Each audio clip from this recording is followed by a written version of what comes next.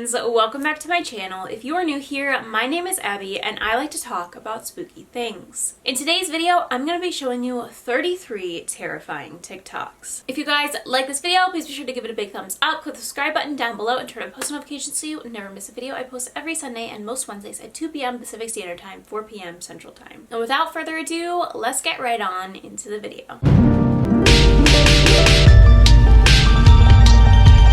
Our first 4 TikToks are with user Casey Life, and she tells us about her haunted house. Hey, what's up? Hello. I'm gonna do some story times on this haunted house. I'm gonna try to talk kind of quickly because I tend to be somebody who rambles a lot and I don't want to put people through that. So I'm gonna try to get to my points. So we moved into this house when I was about 9 or 10 years old, and when we first moved into this house, nothing felt funny about it except I felt somebody watching me. So I'm the type of person who, once I start something, I can't stop. If I'm unpacking, if I'm organizing, if I'm cleaning, I have to keep going until that task is finished. Otherwise, my brain will implode. And I was unpacking my room. My mom and my grandma and everybody else was out in the living room unpacking the kitchen.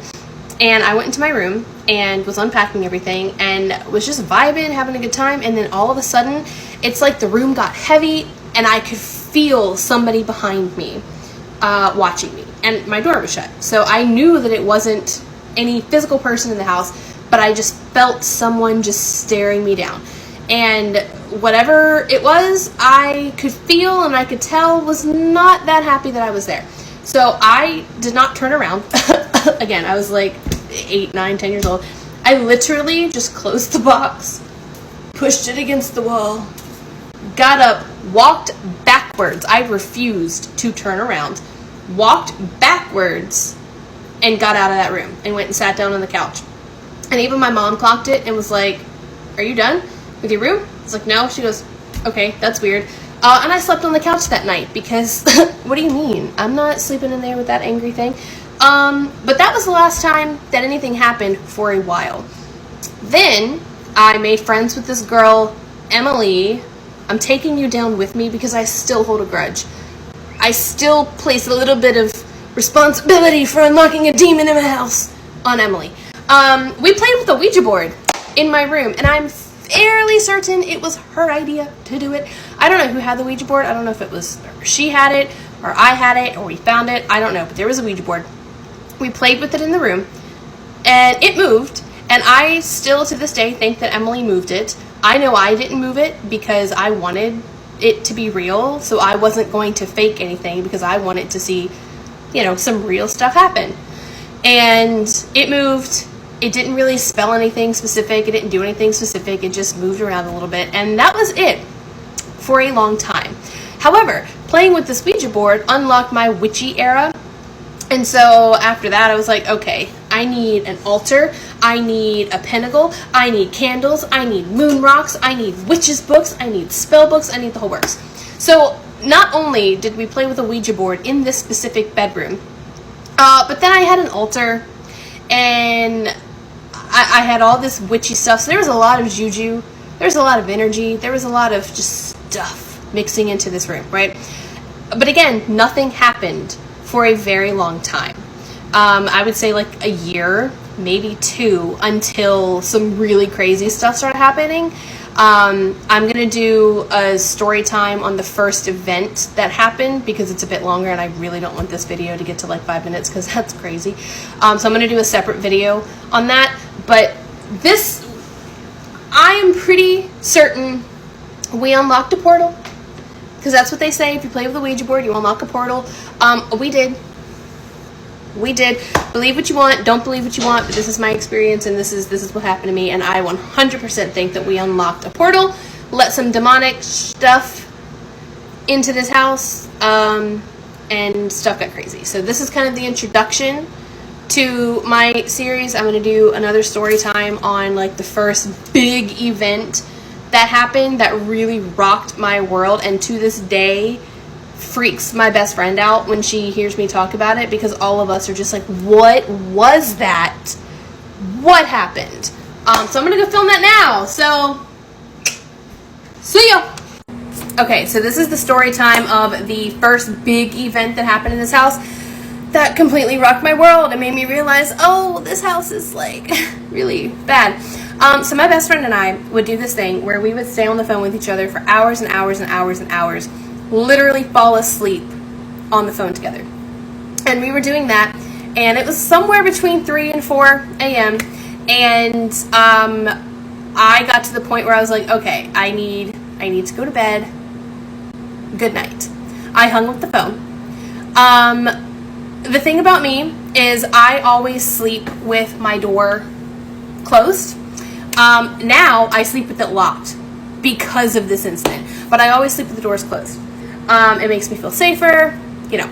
And I had my TV on. And so I'm laying in bed and I'm trying to fall asleep. And I hear my front door unlock. And we had a deadbolt.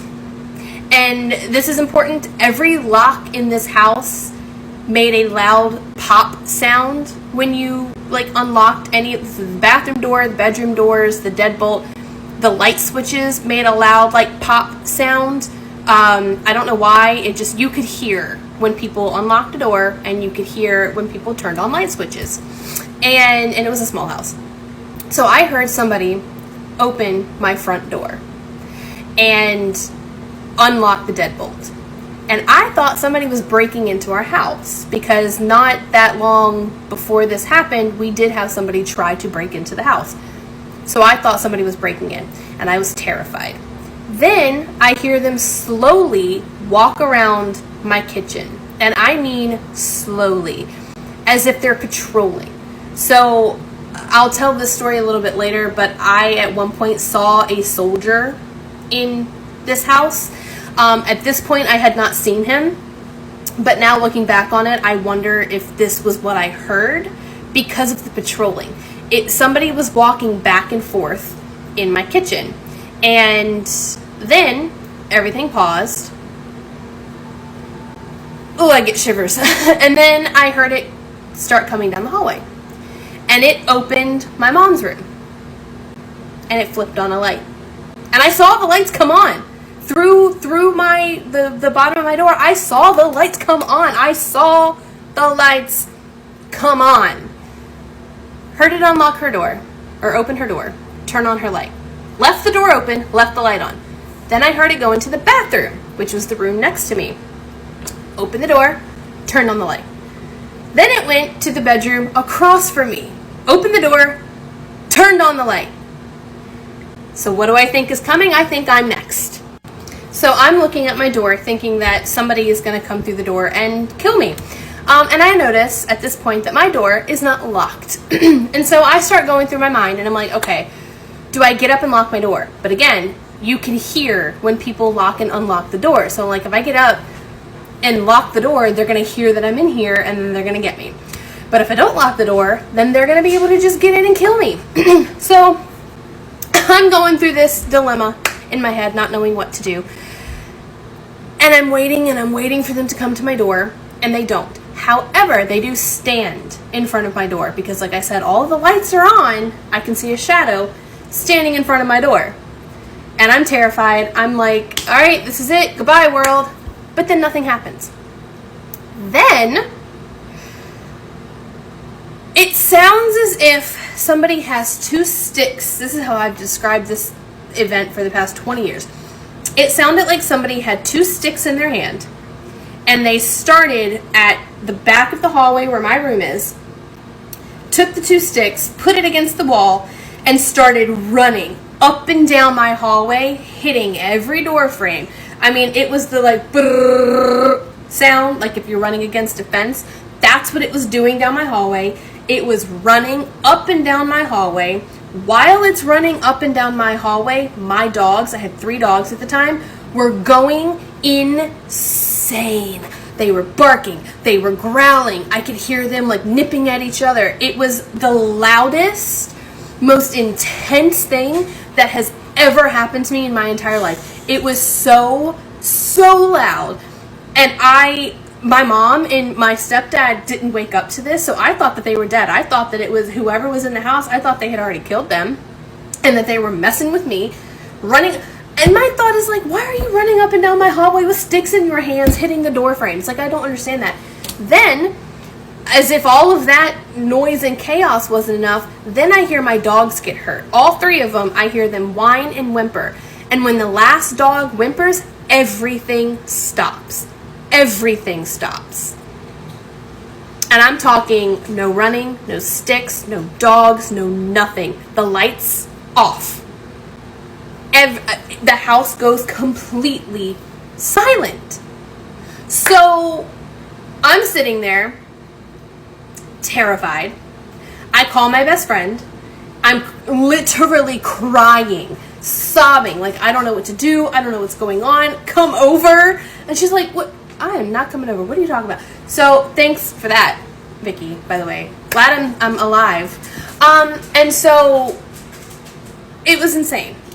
Now, everybody thinks when they see a horror movie, I'm never going to be that stupid. I'm never going to do that. Yes, you will. Yes, you will. Because I did. I decided to get up and investigate and see what was going on. So I come out of my room. I open the door. I peek around. Every door is shut. Every door is shut. Every light is off. And I'm like, okay, they must be in the living room. So I tiptoe into the living room. There's nobody there. There's nobody there. Not only is there nobody there, every door is shut. Every door is still locked that needed to be locked. So like the front door, locked. Deadbolt, locked. Back door, locked. I checked every window, locked. This is the craziest part. My dogs, the dogs that I heard get hurt, they were not, I thought they were in the living room because that's where I heard them barking and getting hurt. Nope. They were in the room, the closed room, with my mom and my stepdad. I opened their door to like check and see what was going on. All three dogs were asleep in bed. I opened the door and they perked their heads up and looked at me like I was insane. So my stepdad woke up and I asked him like, "Hey, did you hear anything weird?" Nope. I was the only person that heard it. I was the only person that experienced it. I think that was, I don't want to say intentional because I don't know if that's the right word, but like I don't think that's a coincidence that I was the only one that heard and experienced this insane thing.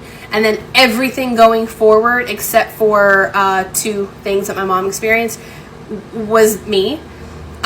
So that was the kickoff. That was the moment that I was like, oh, okay. Not only do I have people trying to break into my house, but I have something inside of it. Okay. All right.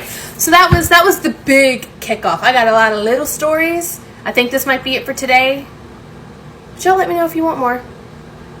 Bye. Okay, so the next couple of story times are going to be kind of out of order because I can't remember what happened when and all that good stuff. So one of the times that I saw somebody was I was cleaning my bathroom and I had my dog with me. He was in the bathroom cleaning with me. And I was singing and listening to music and just vibing. And all of a sudden I'm cleaning the toilet and I see from about here back. I don't see a face. I don't see the front of this person. I just see the like side and the back of them walk past the bathroom. And I know that it actually happened because when I saw it, my dog lifted his head and looked in the same direction. So both of us were just like, and then we looked at each other and went, and then I closed the bathroom door and kept cleaning. So that was the time, and from what I could tell, I'm pretty sure that this was a soldier because it had like a top, like a I was gonna say a top hat, not a top hat. It had a hat, but like a taller hat with the back of it.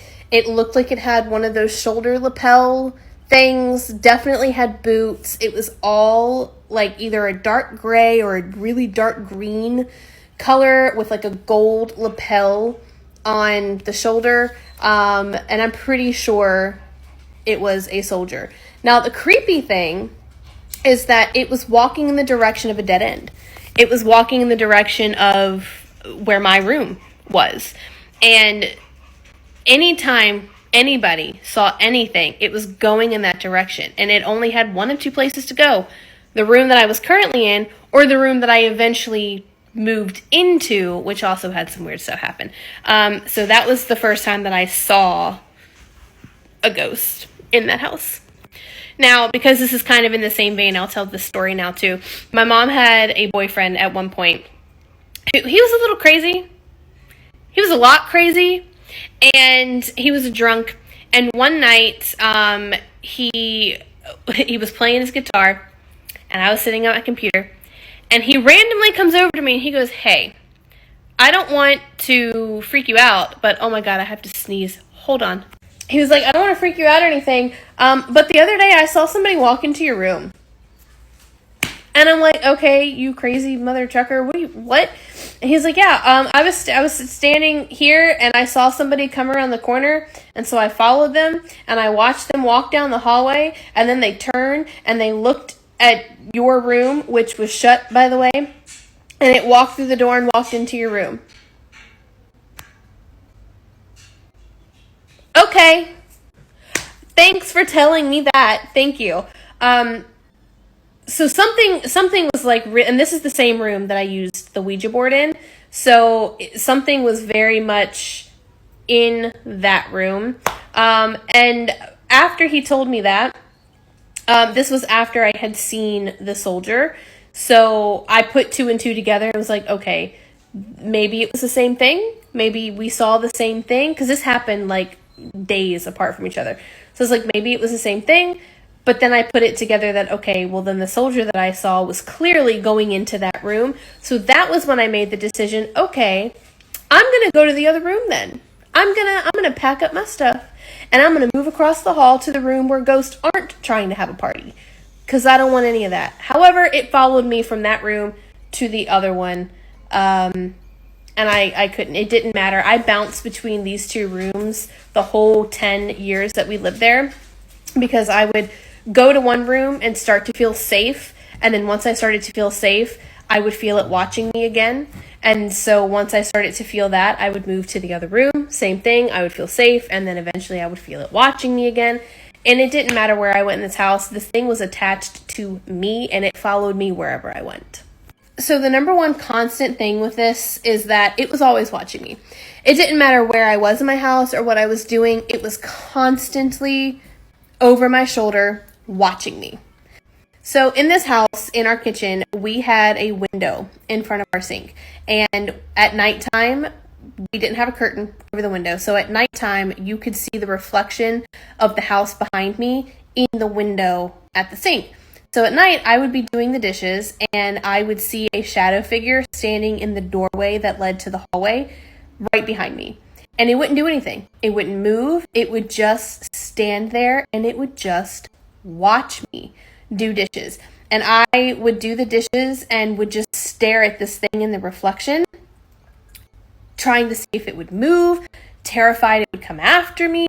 But honestly, it got to a point where I started expecting it to be there and I started to not be freaked out by it being there. And it would happen every single time I did the dishes. Specifically at night is when I could see it. I couldn't see the reflection of the rest of the house during the day. But at night, if I did dishes, or even if I just stood, even if I wasn't doing dishes, if I just stood in that spot, I could see this shadow figure standing in the door frame, standing there, watching me. And if I moved from the sink to the pantry, or if I moved from the sink to like where the computer was across the room, it wouldn't move, but I could feel its head. I could feel its eyes following me. And honestly, I think the worst part of it is the fact that I got so comfortable with it being there that it didn't freak me out anymore. And that I just started expecting it to be there. And at some points, I remember talking to it. I would do the dishes and I would see it like appear or be there. I don't remember ever seeing it just like manifest itself. It's just, I would stand there and the second I would look up, it was already there. But it got to the point where I would talk to it and I would just be like, "Hey, doing the dishes today. How are you? What's going on in your life?" And I don't know if I was taunting it or if I was truly getting comfortable with it. I don't know. but I just kind of accepted that it was there. So the window would be like kind of where this window is here. The computer would be like off in this direction, but it was still in the kitchen living. It was an open concept. So I would go over to the computer over here and play on the computer. My back would be to the rest of the house, and I could feel it there. I would feel it still standing in that door frame and watching me. And just everywhere I went, anything I did, I could feel it watching me. I would walk down the hallway, and I could feel it standing at the other end of the hallway. I would go into the bathroom, and I would feel it standing in the bathroom. There were some points when I would take a shower, and it would turn the lights off. And like I said in one of my other videos, you can hear when the lights pop. You would hear the pop, the lights would go off. I would hear a footstep in the bathroom. There were times when it would wiggle the curtain shower. There were times when it would completely pull the curtain shower open, but nothing would be there. But also think about that. You're a child taking a shower. Not only do the lights go out, but then something opens the shower curtain. And you have to then get out of the shower and go towards whatever it was to turn the light back on. This was a regular occurrence.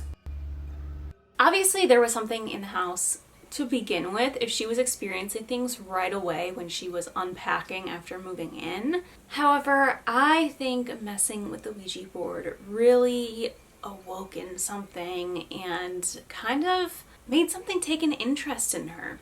As I always say, do not mess with Ouija boards unless you are absolutely aware of every potential outcome and you are prepared to deal with them in the future if it arises. Do not mess with Ouija boards. You can come in contact with and invite in things that you never want to come in contact with.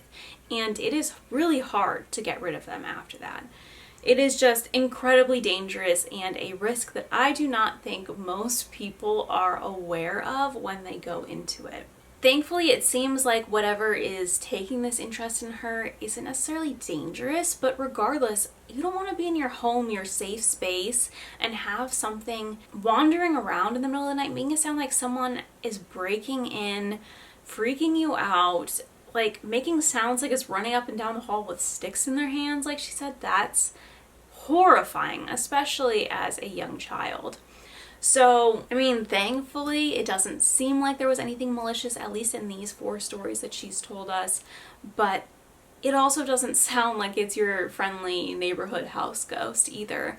It definitely seems like it has the intent to at least scare her, and that is not good. These stories were incredibly interesting to me, and I have so many more from her saved. She's told quite a few stories about these haunted houses, and I will kind of disperse them through future videos. I don't want to just like slap them all in this one now. There are plenty more of her stories coming up in future videos. I think these are really interesting, and I love like personal house haunting stories. Those to me are so interesting. Our next TikToks, but these are Hannah Lee Chandlerson, who tells us about something she saw in the middle of the night. Tell me a ghost story that sounds completely unbelievable but is entirely... So the night before my 16th birthday, I had something come into my bedroom. So I'm going to preface this by saying the night before my 4th birthday, my mom's mom passed away. So it's the middle of the night. I didn't have a clock in my room, so I'm going to guess by how long it took for the sun to come up that it was probably around 4 o'clock in the morning. And at this point in my life, I had 2 cats, and they slept in bed with me with the door closed. And I woke up because they were both absolutely freaking out.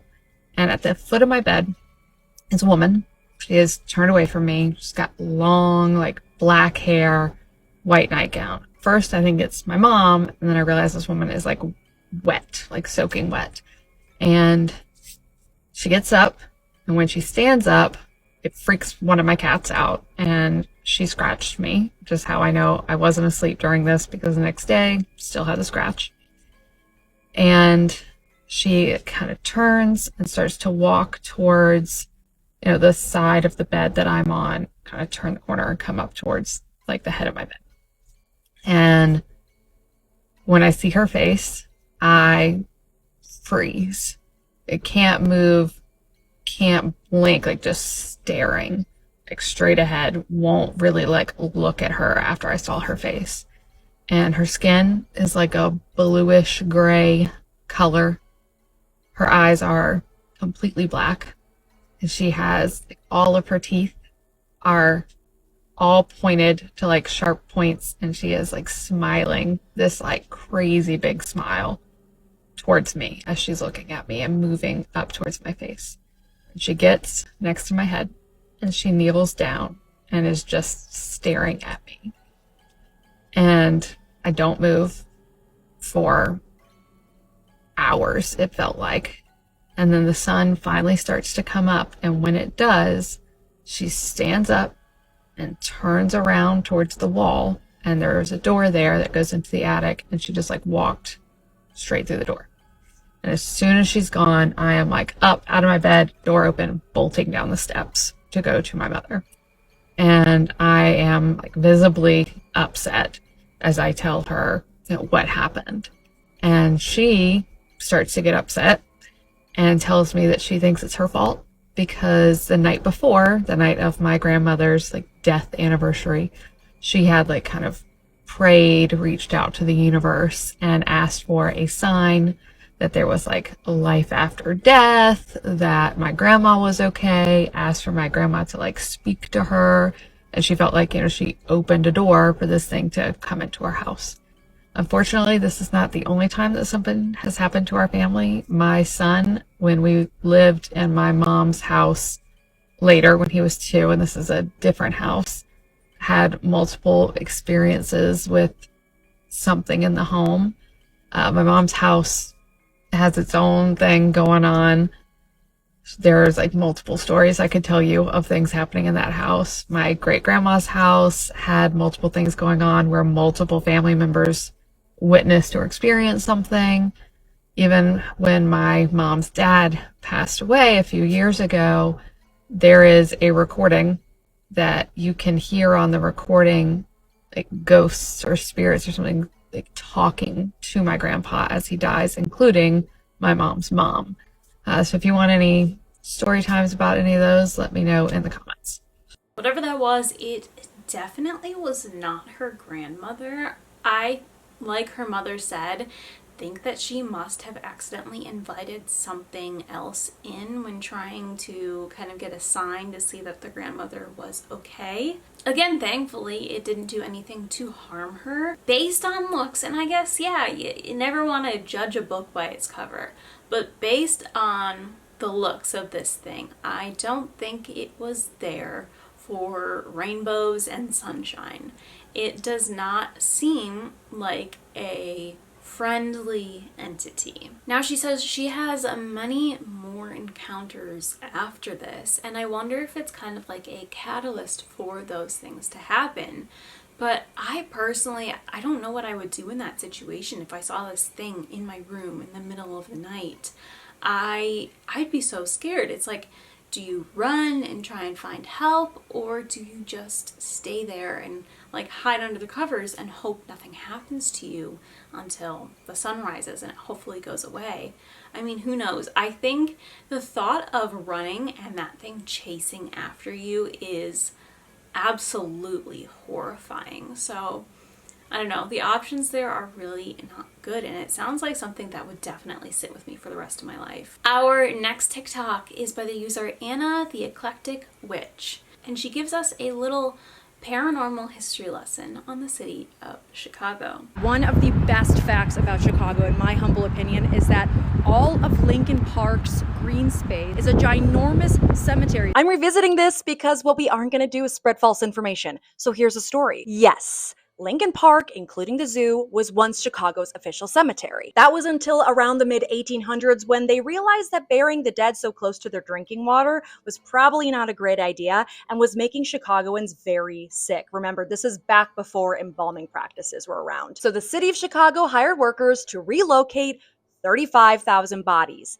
That is manual labor digging 6 feet under 35,000 times and hauling them across the city. So slowly and painfully, they began the process, but then in 1871, the Great Chicago Fire hit, destroying the city, including the cemetery's grave markers. With the grave markers gone, they couldn't tell who was buried where, and with people's lives in complete chaos, the project kind of became abandoned. Today, it is estimated there are 10,000 bodies to 19,000 bodies still buried in Lincoln Park. And to this day, if they do work over there, they find bones. If you want proof, visit the Couch Tomb, which is located on the edge of Lincoln Park and Gold Coast. It is the last remnants of Chicago's old official cemetery. And that, my friends, is the official story. History isn't just in books, kids. Sometimes it's right under your feet.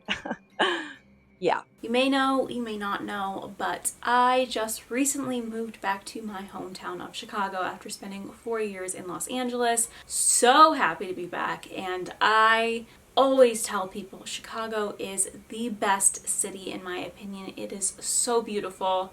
I'm 24 years old. I spent 20 years of my life before and now after living in LA, going into the city and being in the area, and it takes my breath away. Still truly beautiful. So this is something that is so interesting to me. The fact that it used to be a cemetery, and you know, when all the grave markers were destroyed, how do you know who is who and even which spots have people buried in them? It's like they're just lost to time, and that is a crazy thing to think about. I mean, people swear that Lincoln Park Zoo, which is one of the only free zoos in the country, might I add, Lincoln Park Zoo is built on top of some of this area, and people swear that Lincoln Park Zoo is haunted, and I believe that they actually hold some like ghost hunting events there because of this. And I really would not doubt it. If there are people buried underneath the property and around the area, which we know there are, absolutely that is a cause for haunting. I mean, I don't think that cemeteries are inherently like scary, but there's obviously spirits there. I mean, there are all these people that are laid to rest in these places. So even though it's not necessarily a scary place to be, it's, you know, peaceful and serene and a place where you get to visit those who you love who have passed. But there's 100% spirits hanging around cemeteries. That's not even a question. So considering this is a cemetery, or at one point was a cemetery, there are people underneath these grounds. 100% the area is haunted and there are spirits wandering about, and I'm sure there's probably increased activity due to the fact that they're not marked anymore. People don't know who they are, will never again know who they are. I mean, even, which I know this would never happen, but even if we were to exhume them, it's not like we could do DNA testing. I'm sure there's not DNA on file for any one of these people because of how long ago they were buried.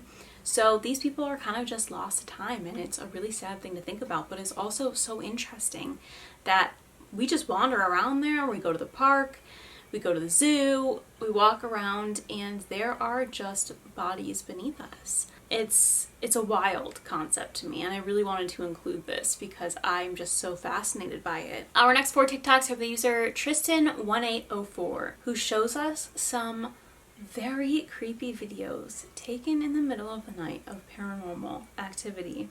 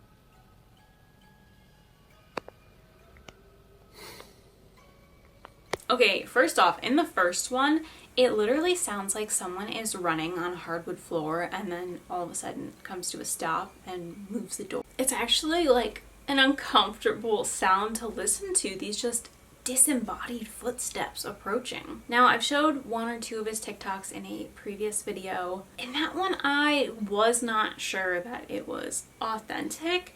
However, I don't know, I'm back and forth on these. I feel like there's things that could for sure be faked, but like footsteps and weird noises where it seems like it's so close and you'd think you'd be able to see it. Like, it sounds like it would be within frame, and yet there's nothing there. That's what really trips me up with these. I think obviously doors moving and whatnot can be easily faked by just a little bit of fishing wire, as long as it's not being caught in the light. You'll never know what's there. But these noises, to me, they're so eerie. It's almost hard for me to say that they're not real. So I don't know, I'd love to hear what you guys think. I really truly get so freaked out by disembodied noises like that. Our next TikTok is by user Kat Lynn, who shows us a video of her dog sensing something.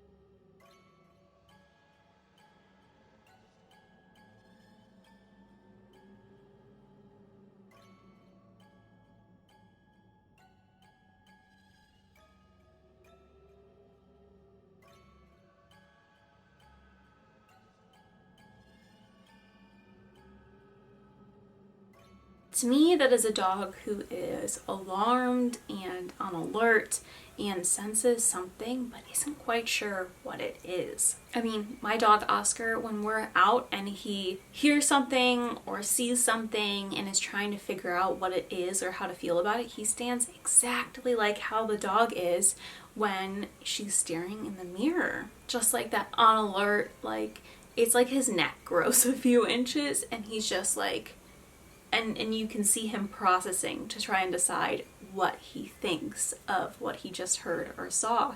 And that is exactly what I'm witnessing here. I think this dog is confused and is sensing and seeing something that those of us who are not canines cannot. And as I've said so many times in videos, animals are able to see and sense these things in ways that we cannot. It's like they have a sixth sense. They are more in tune with things like this.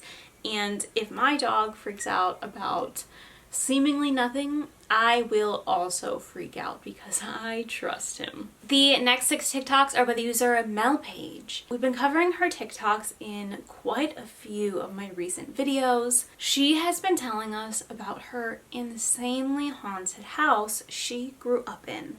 Now, you won't be lost if you haven't seen those other videos. These are kind of miscellaneous stories. It does make sense all put together, but you don't have to see them all together to understand the idea. The TikToks I'm going to be showing you are part 8 through 13 of her haunted house stories. Part 8, growing up in a haunted house. So TikTok did its thing with the algorithm and connected me to my old neighbors. Who lived behind me, her house had and still has apparently a ton of activity. The house got rented out or sold every single year, I swear to God, without fail. There were new people moving in and out all the freaking time. I never understood why that was happening. I remember noticing it when I was young. Find out the girl who lived in the neighborhood next to me was best friends with the girl who lived behind me, right? So we're getting information from each other. The rumor on the street that the girl who lived behind me, her house was haunted.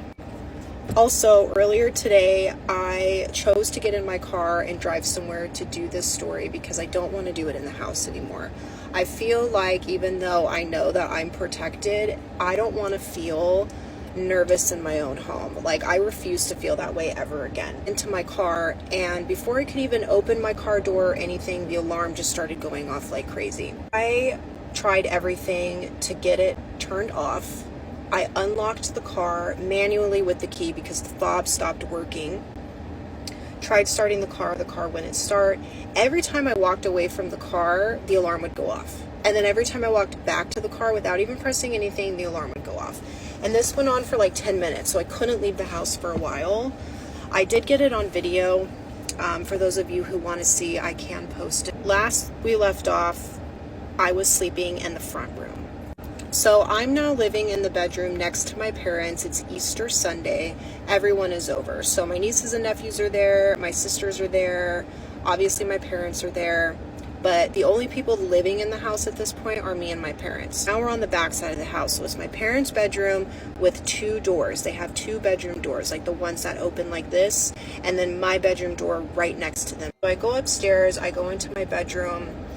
I get what I need to get, and then I hear a running up the stairs.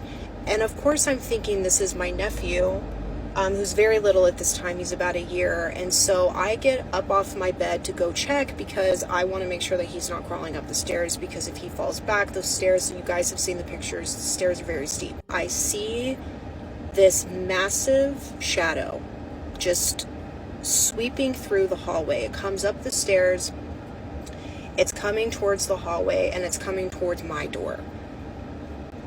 And it was very quick. I would say this all happened within like 3 seconds. The best way I could describe it was like a whoosh. Like it just had so much force, so much energy, and what it sounded like was white noise.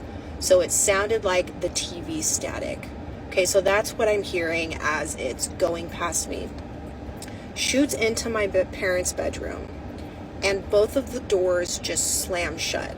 When this happened, my hair completely blew back. Like, I'm talking wind. Like, I have never, at this point, experienced seeing something, hearing something, and feeling something all at the same time. Sitting on the bed, frozen, because what the fuck was that? I finally get the courage to go back downstairs. At this point, I run down the stairs. My mom is like, what's all the commotion? Why are you slamming doors? I choose not to say anything because I'm so tired of not being believed, right? But I'm like holding it in. I'm like holding it in. Just keeps egging me on, you know, don't be slamming my doors, like just that kind of thing. And I finally popped the fuck off. I'm like, you don't believe a word I'm fucking saying, right? Like, I'm not supposed to swear at this age, right? It's like, watch your fucking mouth. And my whole family's there, and I'm like, there's something in this fucking house, and none of you fucking believe me. And so at this point, I'm angry. Like, I finally found my anger with my family. So it's later that night, I'm in my bedroom, obviously angry. I'm doing that teenage thing where I'm just like not coming out of my room. I have to go downstairs to get something to eat because I'm freaking starving. So I go downstairs, I get something to eat, I go back upstairs, I realize I forgot my water bottle, so I have to go back downstairs. I hear commotion happening in the kitchen, and I know that nobody's down there because I literally just came back up the stairs. So I go downstairs, I turn on all the lights, and every single kitchen cabinet is open. Every single one. And I just remember, like, snickering, and I just grabbed my water bottle and I just went back upstairs. I didn't even close the fucking cabinets. I was like, you know what, whatever.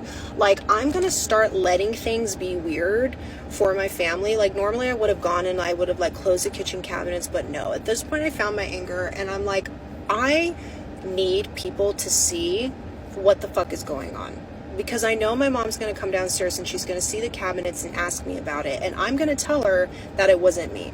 Growing up in a haunted house, part 9. So the cabinets are all open. I get my water bottle. I go back upstairs. I go to sleep. I'm like, you know what? Like I said, I'm going to let things be uncomfortable for people. I'm not going to make things easy for anybody anymore. Okay, I'm going to let you see the evidence of what's happening. Quick backstory about my mom. I cannot stand cabinet doors being left open. Like, still to this day, she'll be like, can you close that cabinet? Can you go? I'm sorry, it just bothers me. Like, she's just super weird about stuff like that, right? So I knew that she would notice this one. Like, she's gonna fucking notice.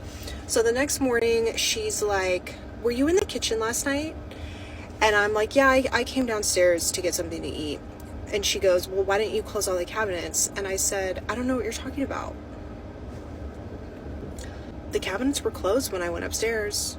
starting to be like, you know, like there's something in her that is starting to see what's going on.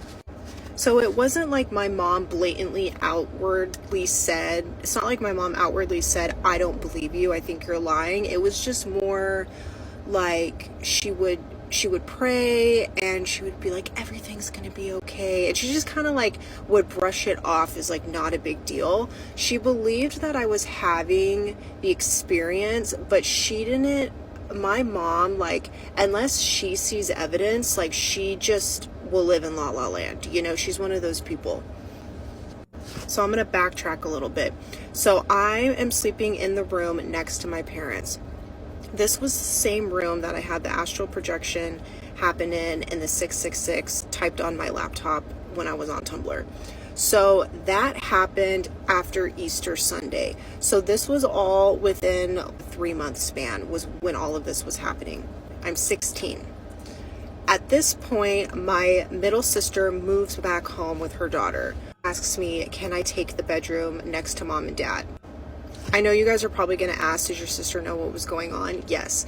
I was honest with my sister about the experiences that I was having, but I wasn't like, oh, avoid this room, because no matter where I was at this point, it was happening.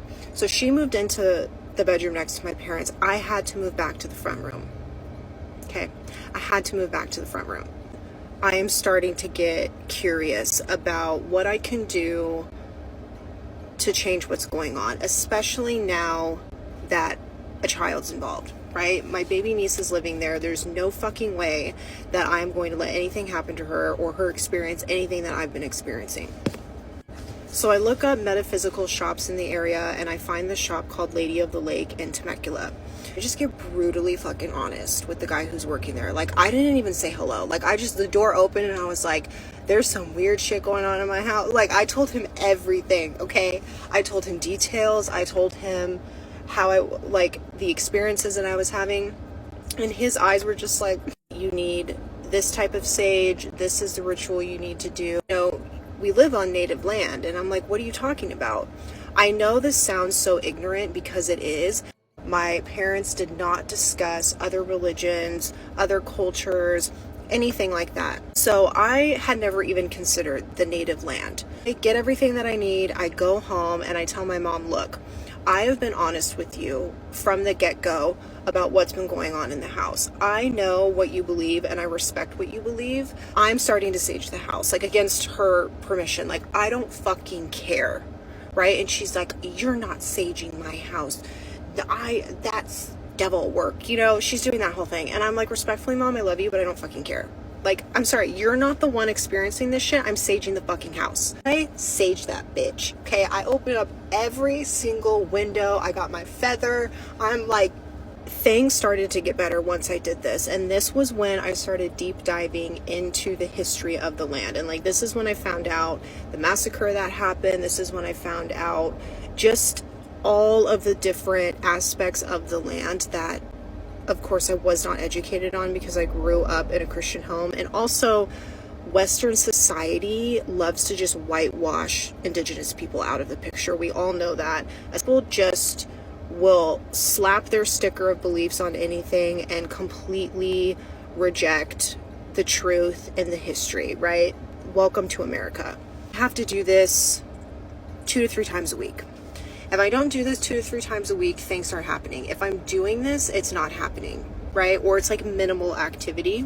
Thank goodness that something is working, right? Like, thank goodness that I am actually able to get a result. I'm 18 at this time. We switch rooms again, okay? So over it. So now she is in the front room. Her crib is in the front room.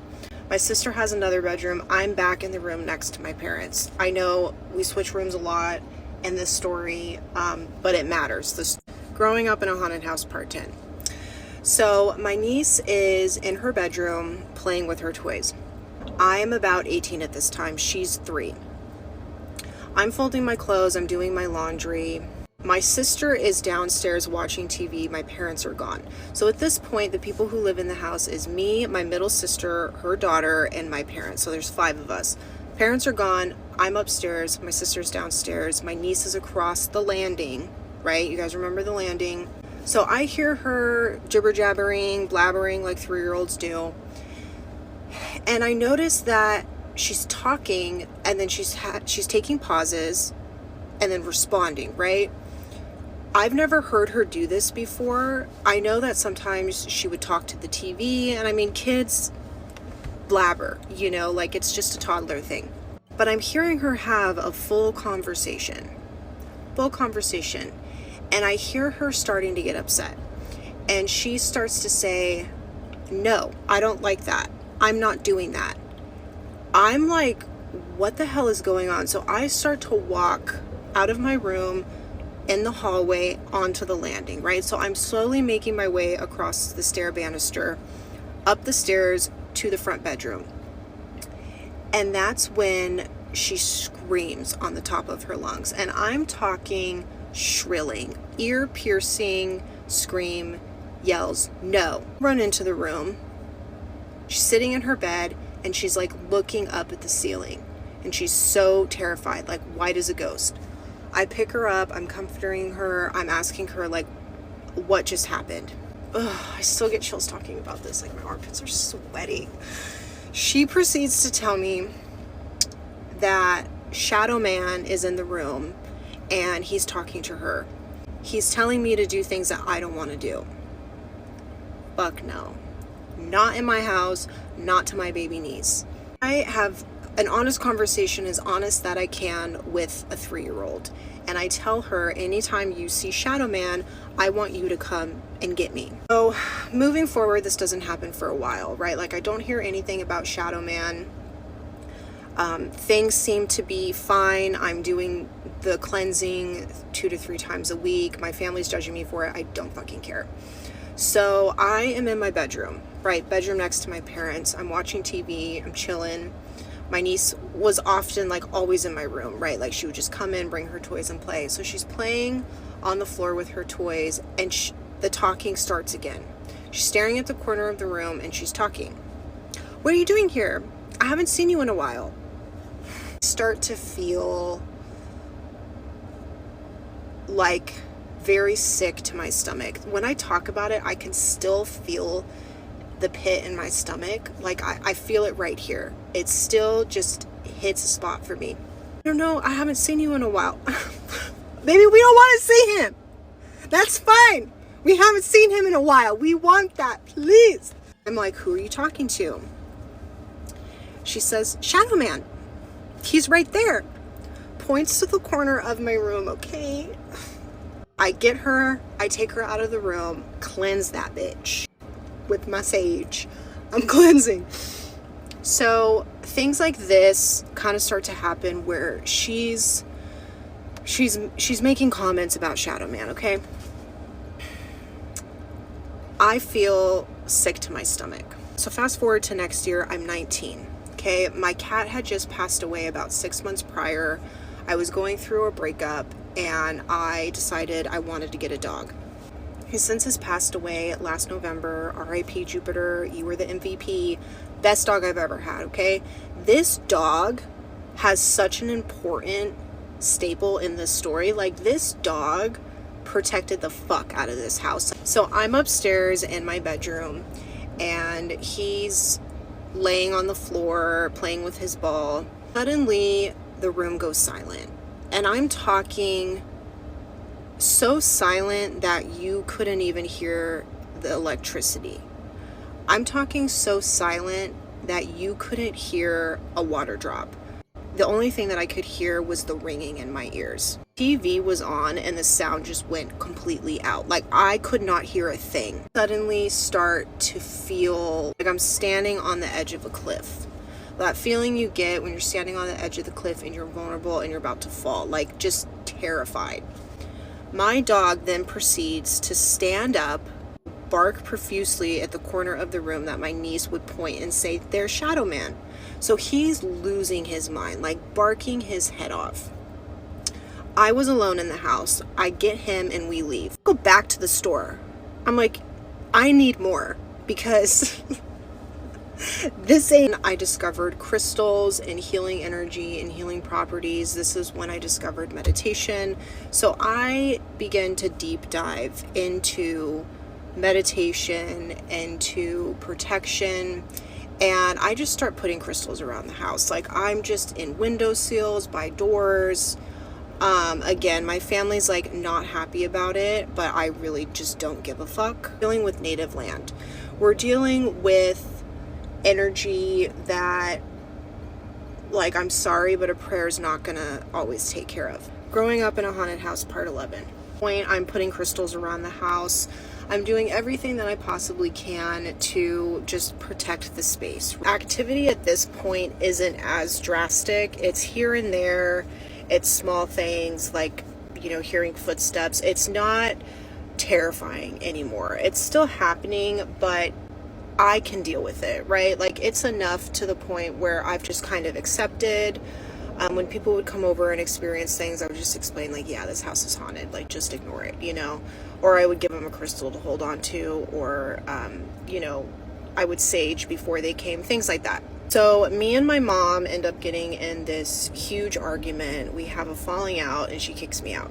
I'm like, okay, cool, deuces, I'm out this fucking house. So I move across the country. I leave. I move to Georgia, okay? I'm living about 45 minutes outside of Savannah. If you know Savannah, it's very haunted. I do have some stories about that, but that has nothing to do with this, so I'm not going to go into that. So I move a little bit outside Savannah, Georgia. And one day my sister calls me and she's hysterical. She had gone on vacation with her daughter and just gotten back. Went downstairs, came back upstairs. She said that when she came back upstairs, the two chairs in her bedroom were turned and they were facing each other, like two people were having a conversation. She's like, I can't believe this is happening. Like, I don't know what to do. And I tell her, you know, you need to be saging, you need to be cleansing, like, this is what I did. So I'm pretty sure that she did end up saging her room. I don't remember for sure. So anyway, the activity is still going on. I'm not home. Finally, fucking finally, shit is starting to happen to other people now that I'm not there.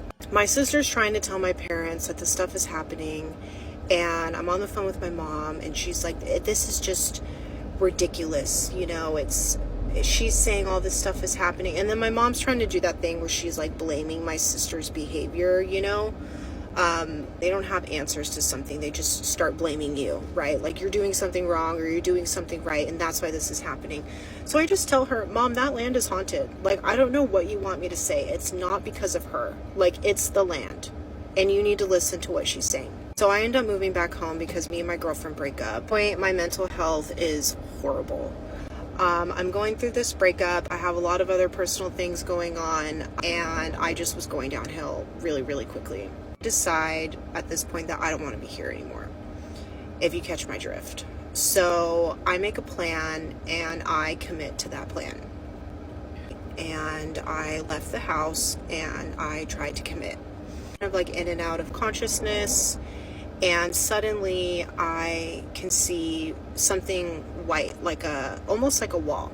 I remember thinking, I'm confused, like, what is this? And I'm getting farther and farther away from this white wall. Like, it's starting to kind of be in the distance. Suddenly I realize I'm looking at the top of my car and I'm floating, right? So I'm leaving my body. And then I realize, like, oh, I'm dying. So I suddenly am looking above Earth. It's silent, so silent, and it's beautiful. Like, this experience changed the entire trajectory of my life and being a medium. Like, this is when things took a turn for me personally, spiritually, and with this whole story. So my spirit guide that I know that I've known through every single lifetime is there. And she tells me, so you made a choice. And I say, yes, I made a choice. And she says, well, I'm going to show you your whole life, and you can tell me if you want to go back or not. So she proceeds to show me my entire life, like my entire future. Can't talk about this story without getting emotional. She shows me my entire future, and she says, there's things that you have to do, and there's things that you're supposed to be doing.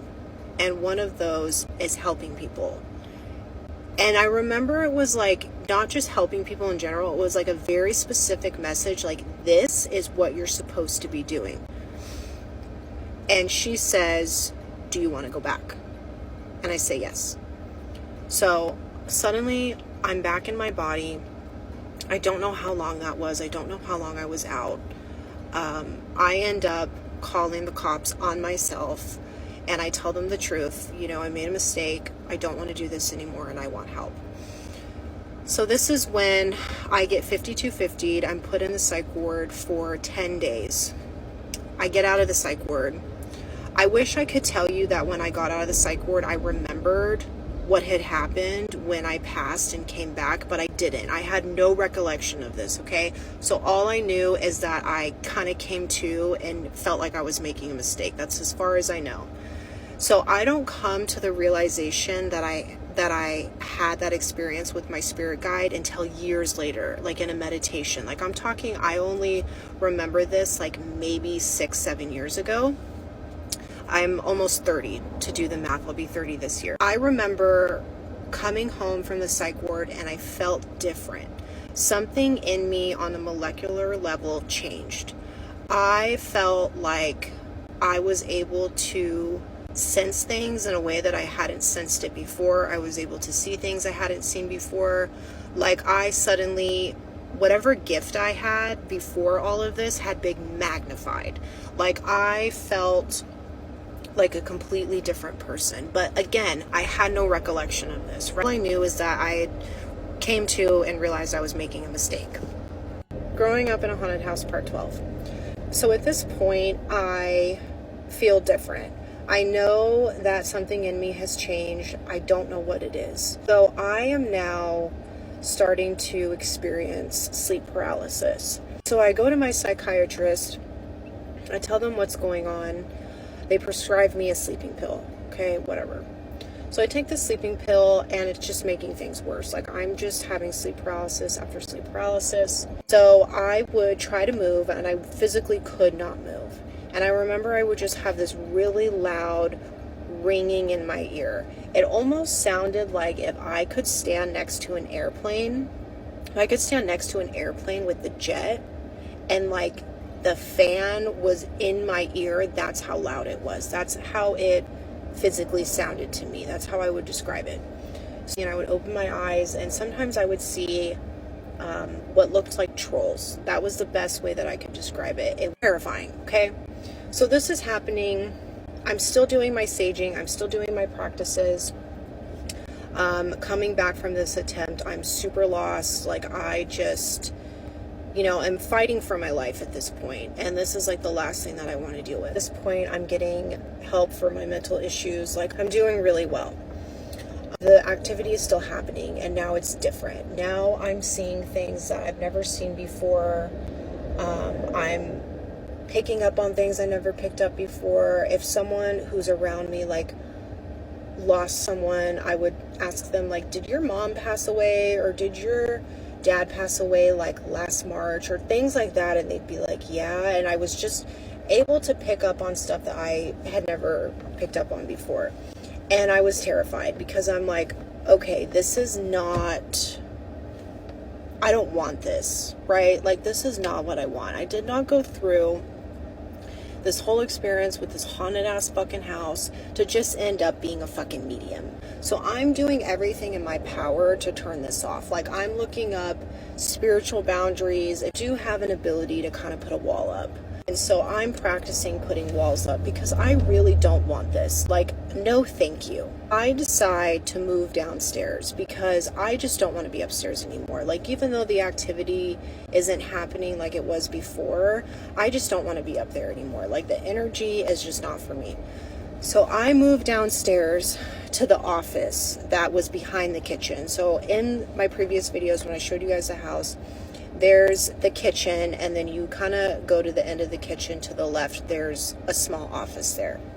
Didn't even have a door. I literally built a fucking barn door, and I bought a track, and I made an entire door out of that room because I just was done. For a while, I didn't have a door, and I didn't care. I was just like, I don't even want to be upstairs.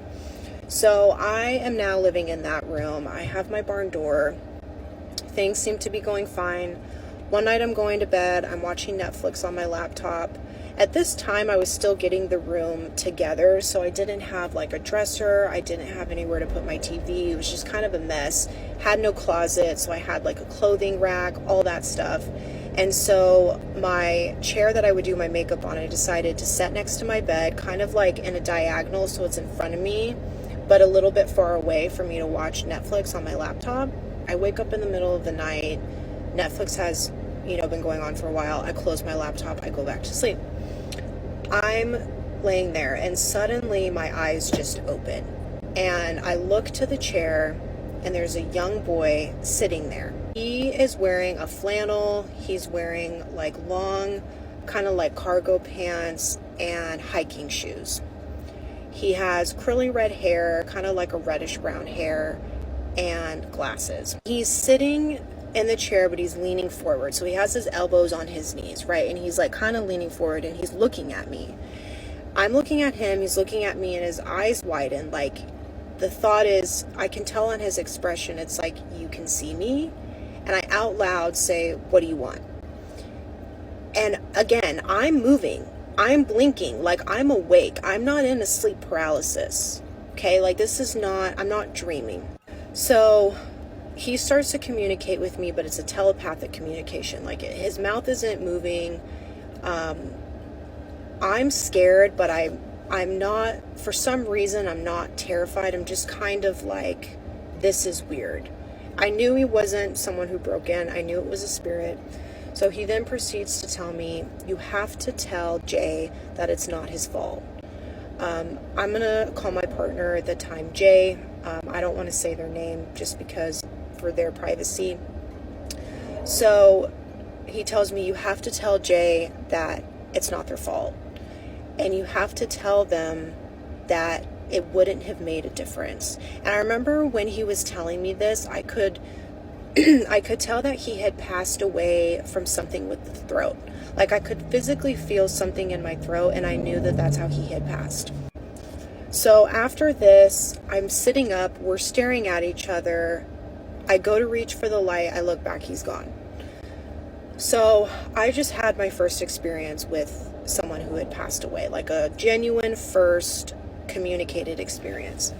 So my partner Jay is over about a week later. The only thing I knew about Jay's past was that their friend had passed away when they were teenagers, and it was something that always really haunted them. Like they just were never able to get past it. I had never seen a picture of this boy, but Jay had never described what he looked like. I just knew that Jay had a friend that passed. So I decided to tell Jay what happened, and tears just rolling down their face, like just bawling. Jay then proceeds to tell me that what happened was they were supposed to hang out with him that day, and Jay decided to go on a fishing trip with their dad instead. And on the way down from the mountain, Jay found out that their friend passed away from an asthma attack. Supposedly, Jay had an inhaler that they never used, and had Jay been with their friend, they felt like been able to help him. So I didn't know that Jay was blaming themselves for their friend passing away, but it made a ton of sense. And so I'm mind blown. Like I am coming to the realization that ever since I passed and came back, like I took something with me. I took the ability to be able to talk to spirits with me when that happened. Something about going to the spirit realm and coming back changed my whole life moving forward. I apologize if it looked like I disappeared there for a second. As you guys know, there's a lot going on in California, so I wanted to make sure that I was showing up for my friends, families, and my neighbors. So where we left off in the story was that my partner at the time's best friend who had passed away came to me, and I had my first medium experience. All probably wondering at this point what happened to the house. So later that year, I would say about 9 months later, my parents decided to sell the house. Parents separated and decided to go their own ways. And in that decision meant selling their home. This time, there really wasn't much activity. All that had pretty much been going on was everything with me, a medium. So that definitely did continue. But the typical like mimicking, the knocking on doors, and all of like the weird things that I talked about in my previous videos weren't going on anymore. Keep up with the typical cleansing 2 to 3 times a week, which made a huge difference. I will say that during the time that we were moving, weird things did start happening. I felt like I was constantly being watched, and there was definitely an energy going on when it came to like moving items and packing things away. I just felt almost kind of like it was breaking up the peaceful energy that we had going on. I had told my mom that I was happy that they were selling the house and that I didn't like that house and it was haunted as fuck. My mom believed me in the sense that I was having these experiences, but she wasn't personally having the experience, which obviously was hard because I wanted her to have the experience in order for me to feel kind of justified. So we found a different house and we started to move. And on the last day of moving day, my mom had to go back to the house to get a couple of things. And when she came back, she just kind of seemed a little out of it. And I asked her, you know, did something happen? Like, what's going on? And that's when she told me that when she was there, she felt like something didn't want her there. She felt this need to get out of the house as soon as possible. The very last person in that house when we finally moved everything out. And at that point, it had no electricity. I know. To go back to the house with my flashlight, okay, looking for a box that I had accidentally forgotten. I can't remember what was in the box, but I know that it was important enough for me to drive all the way back by myself in the house in the dark with the flashlight to get that box back. So I go up the stairs, okay, pitch black. I'm talking not one light, no electricity. Okay, I'm pretty sure this night was also like a new moon because I remember it being so dark outside that even like the stars and the moon like didn't cast a light whatsoever. So I go upstairs, and I think it was like my sister wanted me to get something upstairs. So even though my room was downstairs, I did have to go upstairs into her bedroom, the bedroom next to my parents' bedroom, to get the box that she needed. And then my box that I needed was in my bedroom downstairs, the one where I built the door for. So I go upstairs and I'm hearing like a walking sound up on the landing in the bedroom near the laundry room. This was a storage room. At the very end, it was a storage room. My mom put like all of her like old makeup and dresses and all that stuff in there. It was just like a weird storage room. The room was obviously completely empty, and I did not go check it out. I was like, if it's squatters, if it's whatever, like, it's not my business. I'm just gonna get my box and I'm gonna leave. Oh, I was in the bedroom upstairs. Okay, I was in the bedroom upstairs, and that's when my parents' bedroom door just slammed. Again, no electricity, no AC, windows are not open. Obviously that house was locked up very, very well. Norm. Sorry. I pretty much run downstairs as fast as I can with this fucking box that I'm holding. I set it next to the front door. I move quickly to the back room where my bedroom was in that office area, get my box. And as I'm walking out, I can just feel someone staring at me. You know what I mean? Standing in the front doorway, looking into the living room. You know, that big, long living room, right? With the chandelier. And I can just feel eyes on me. Don't remember why there was a piece of wood. I don't know if we disassembled like a bed frame or something, but there was a piece of wood leaning up against the wall and it just fell over and hit the floor. And I just grabbed boxes, I left, I locked the door, and I just went back to the house that we were renting. And I since have never been back. I drove by one time years later just to see what it looked like, and it has been completely renovated. It ended up being an investor that bought the house. Absolutely beautiful what they did to it. I wish I could find the pictures online. I've tried, but it's just the pictures that we listed when it was for sale the first time. It's a rental home now. I know that you guys really want to know if the current renters are experiencing the activity, and I've thought long and hard about whether or not I want to send a letter, and I honestly haven't decided yet. I don't feel like this would do any good. I feel like if they're not experiencing activity, I don't want to put that on them, and I don't want to scare them. But if they are experiencing activity, I don't want them to feel alone. But at the same time, if I'm being completely honest, you could not pay me to go back to that house. Even as someone who is so spiritually protected now, very well gifted, like I'm very educated on the spirit realm. You know, I read a lot of books. I talk with a lot of other psychics and mediums about this stuff. I'm very involved in my community. And even with all of that, it's not enough for me to be willing to put myself at risk in that home. I'm just not willing. And even though that house like gave me so much of who I am today, especially with my near-death experience, I know for me, I'm just not willing to open that door to whatever energy is there. I've worked so hard to find peace in my life and to separate myself from whatever that was. I do believe it was Native American spirits, but I also think that there was something really dark in that house, and I'm just not willing to put myself in that position. So that's what holds me back from writing them a letter, because what if they do come back and they say, yeah, actually, we are experiencing a lot of activity. What the fuck am I going to do about that? You know what I mean? Like, am I willing to go there and cleanse? No. I would be willing to tell them what to do, but I wouldn't be willing to go. And I have yet to deny a house when somebody asks me to come and bless their home. Like, I have yet to say no. So this would be literally the first time that I would ever say no. So that's the story, folks. I appreciate anybody who has wanted to hear anything that I have to say. It's been surprisingly really validating, and I've loved hearing your stories. Keep them coming. I've been doing my best to respond to comments, to messages, to emails. You're more than welcome to ask any questions that you would like about the house, but that's pretty much the gist of growing up in a haunted home.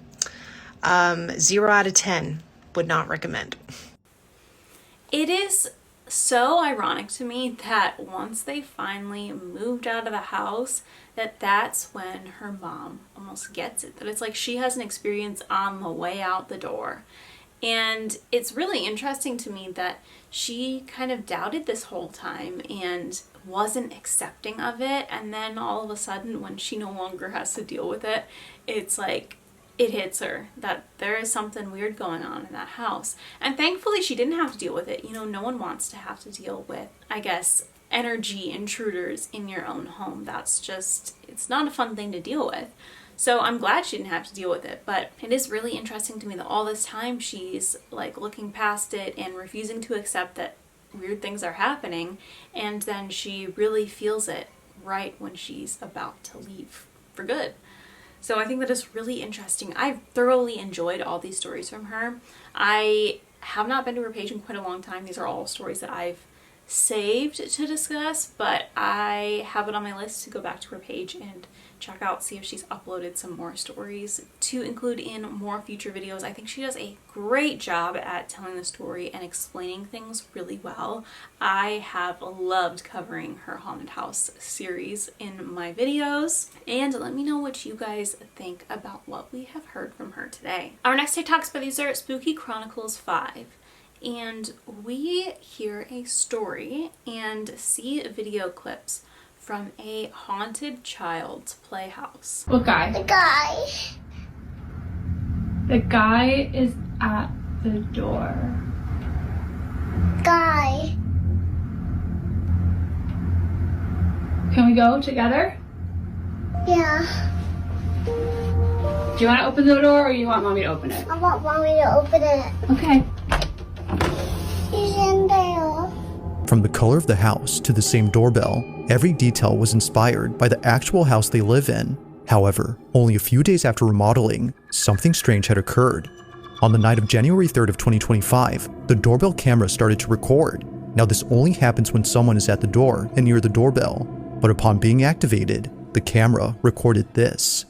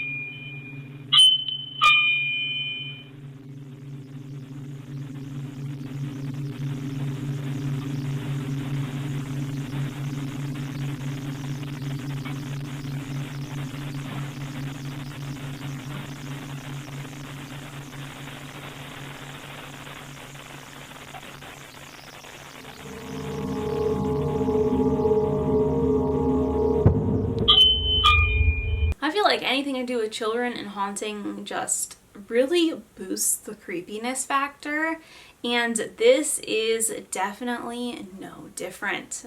I love and hate the fact that this was caught so well on camera because it is really scary. If I were the mom, I would rather just not know about this because I would be so afraid of that little house inside my house. I genuinely think I'd have to tell my daughter, like, I'm so sorry, but we have to get rid of this. And like, I would for sure be cleansing the space. I would be so afraid that there's like just something hiding out in there. Every time I'd walk into that room, I'd be afraid that I'd turn around and see something peering at me from one of those fake little windows.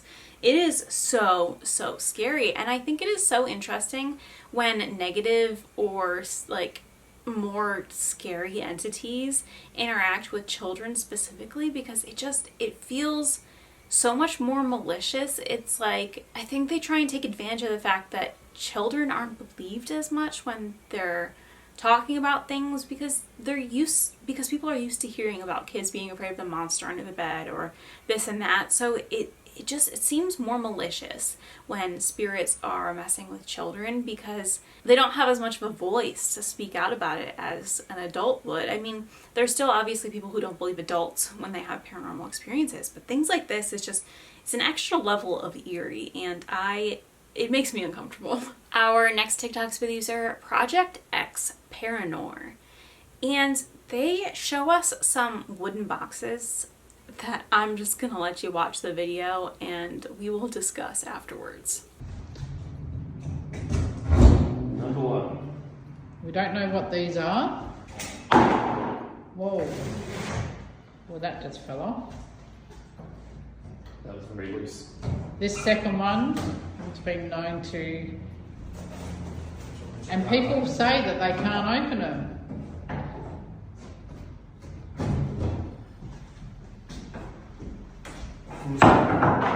Whoa. Full of spider webs?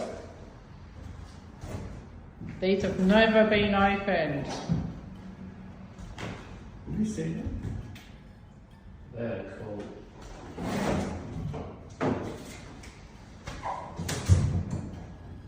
Definitely a smell coming from them. Is there? It's a smell like that. Well, this is what they were saying too when they tried to open them. No one can open them all.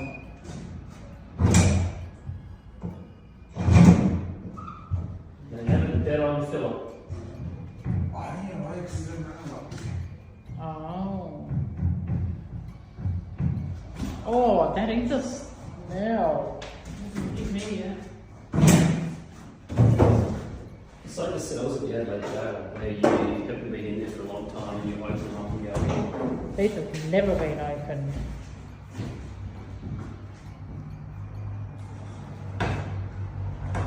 I don't know what these are.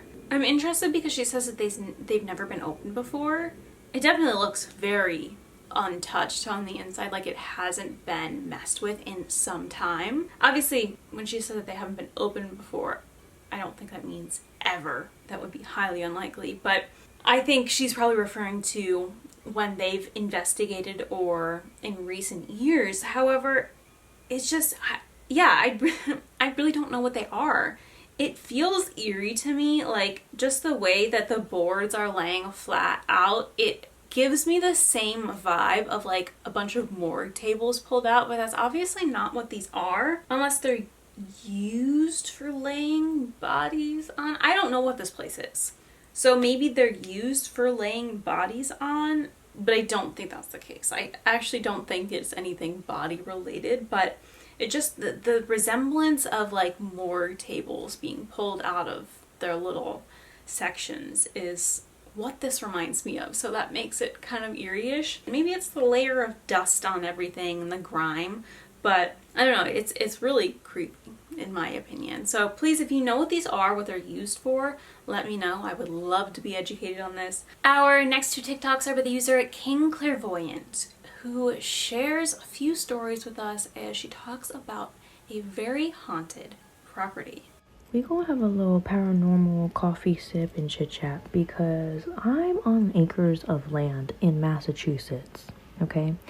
And if you don't know, Massachusetts is extremely historical, especially where I'm at. And the thing about the acres of land is that it gets a little creepy. It gets a little creepy sometimes, to the point that the owners of this property have named this property, I'm not going to use the exact name, but I am going to say Pandora's box. Something close to Pandora's box, okay? And it always sparked my interest as to why they chose Pandora's box as like a name.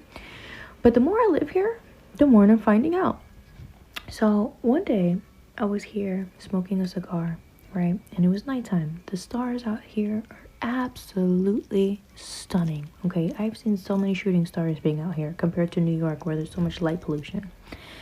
But I noticed that as soon as the clock struck 11, things got weird. And I immediately felt like there was an energy on these acres of land of property that I'm living on. Was like running back and forth, back and forth. And that's not an energy that I personally want to fuck with. So I say, wrap it up, wrap it up, wrap it up. So I, turn off my cigar and I run inside, quite literally. The next day, I tell my father, hey, I was smoking outside and there was something weird that happened on the property. You know what he tells me? Oh, yeah, on this side, right? I was like, yeah. He was like, yeah, you wouldn't pay, I would not take top dollar. Nobody can pay me top dollar to go on that side of the property after a certain time. As soon as the sun goes down, that's it. I'm not going any further. You couldn't tell me that? I mean, he was like, yeah, but they're not gonna bother you, but just don't do it. Just don't do it. And I'm like, oh, another time, I need to get something from the garage. And I was like, you know what? I want to do this now, okay? Because if I don't do it now, I'm not going to get it done. I have the energy, let's do it. So I'm going ahead, I'm doing it, but the garage has a lot of stuff. And the thing that I needed was all the way in the back. So I needed to figure out how to pull things out, to then pull my item out, to then put things back the way I found it, mind you. And then lock it up and then bring it into the house. Why? All of a sudden, I get this intuitive ping because it's on the side of the house that is the forbidden. You cannot pay me $1 million to be out there at night. And I'm like, something feels suspicious. Something feels odd. And then I started to notice that the sun is going down. And it's going down quite fast. And I'm like, I gotta wrap it up, wrap it up, wrap it up. I gotta wrap it up. So I'm here frantically putting it. I'm like, God, please, please, please, please, please. Because the vibes was getting more and more and more intense. And with this property in particular, it's not necessarily what you're seeing, but it's what you feel is looking at you that you can't see. That is what's given the spooky ook. And it's after the sun goes down, there's some type of something that happens here where things come out to play, okay? There have been times that I could have sworn, and they're like, oh, we have animals on the property. We have and it's just like, So yesterday I was out, and this was during the day. This is why I'm telling this story, because the property, I guess, is just loving the fact that I'm here. So yesterday I'm out sitting in the sunroom, which is like a little room before you enter the house fully. It's like a mud room, but they decked it out. They have a couch there, so you can sit, you can chill, you can have your coffee out there. And I go and I read out there quite frequently, and it's overlooking said area. And it's been really windy in a lot of different places, but over here in Massachusetts, it's been real windy. And as I'm like monitoring the wind and just kind of enjoying the vibes, all of a sudden I hear this whisper in my ear. This man whisper in my ear. Mind you, it's only me and my dad at home. My dad is knocked out because I can hear him snoring. So it's not my dad. And there's no one around around our property because again, we're on acres of land. So who the fuck is that? So I say, you know the words, what is it? Wrap it up, wrap it up. Wrap it up, wrap it up. So we wrap it up, we go inside, and we continue to have our coffee. And mind you, this is like at 9 in the morning. This is early. The sun is out. What's going on? What's going on? So my mom comes home from doing whatever errands she was doing, and I tell her my experience. Like, hey, I heard a man whisper in my ear when I was out in the sunroom. And she goes, oh, that's so odd, because the place that I was in, which was like a place where nuns go to sleep, I forgot the name of that place, but where nuns go to sleep, where they rest, their space. She was like, yeah, because I had to be there for a specific thing, and it just so happens to be that nuns also use this building to sleep, whatever. She was like, yeah, you know, and I was walking down the hallway, and I heard a man whisper in my ear, and I thought there was a man there, so I turned around to, like, you know, hi, because we say hi over here, so hi, and there was nobody there. And then she was like, and then I was like, you know what, I ain't hear that, right? You didn't hear it, you didn't see it, just go back home, right? So she's like, I ain't hear that right now, so let me just go into the elevator, and let me just leave this building. As she goes into the elevator, she tells me that as soon as the elevator was about to close, it was almost as if somebody put like their hand out and the elevator doors opened again, but there's nobody there. So she was like, and she pressed her button and she got out of there as soon as possible. So all of this, I'm telling you all of this to tell you something spooky is happening in Pandora's box over here. And just prepare, because it's just getting spookier and spookier. Let me know in the comments if you want to see the vibes that I'm talking about, because I'm gonna be up tonight. We got time tonight, and I could record a little snippet of the property if you don't believe me.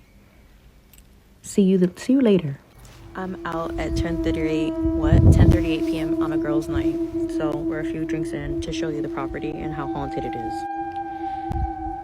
I don't have to say shit. I don't have to say anything. Let's walk, shall we? And I came early because I wasn't trying to be out here.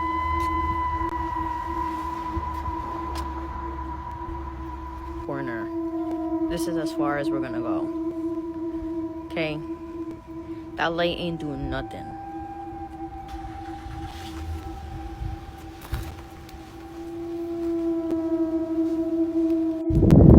Which, by the way, we also have this side of the house. This goes for a whole other acre, by the way.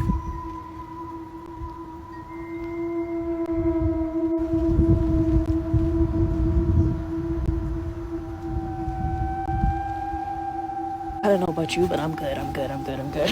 You will go. You'll see fucking demons and shit. So Then I'll give Joanna $20 if at 12 to 1 o'clock in the morning she'll go into that corner. I'll give her 30 if she goes to the other corner. I don't know why, but I felt the vibes through the story. It felt very eerie, and then that walkthrough, I just felt comfortable. It's very rare when you can actually like feel the vibes through the screen, but I 100% did with these two TikToks. I feel like the nonchalant ignoring it attitude is 100% perfect. That's what you gotta do. You gotta pretend you didn't see anything, you didn't hear anything, nothing's there. You did not witness anything. Just keep it moving and ignore it to the best of your abilities.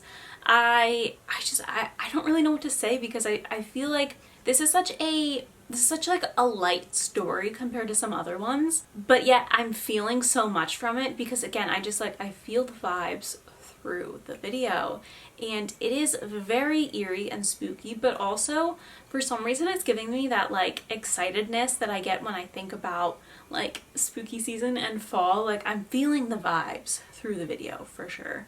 Let me know what you guys think about this one. Our next 4 TikToks are from the user Dave the Bearded Menace, who we love to share on this channel. The first one is unrelated to the last 3. However, I wanted to include all 4 of them, and I do believe the last 3 are all related. I grew up in a haunted house, and these are my stories. So I'm not sure if this is a thing. This happened last night. not exactly sure what time it happened, but it happened around, you know, when we were sleeping. And I told my wife about it this morning. She said it was kind of weird. So I want to get you guys' your opinions on it real quick. Now I want to preface this with saying that I've had night terrors before. For those of you who've been listening to my stories, you know that in the Connecticut house, I had night terrors almost every single night. And when we moved to our apartment in downtown, the night terrors went away until maybe a year or two later, almost like whatever was in the house kind of followed us there.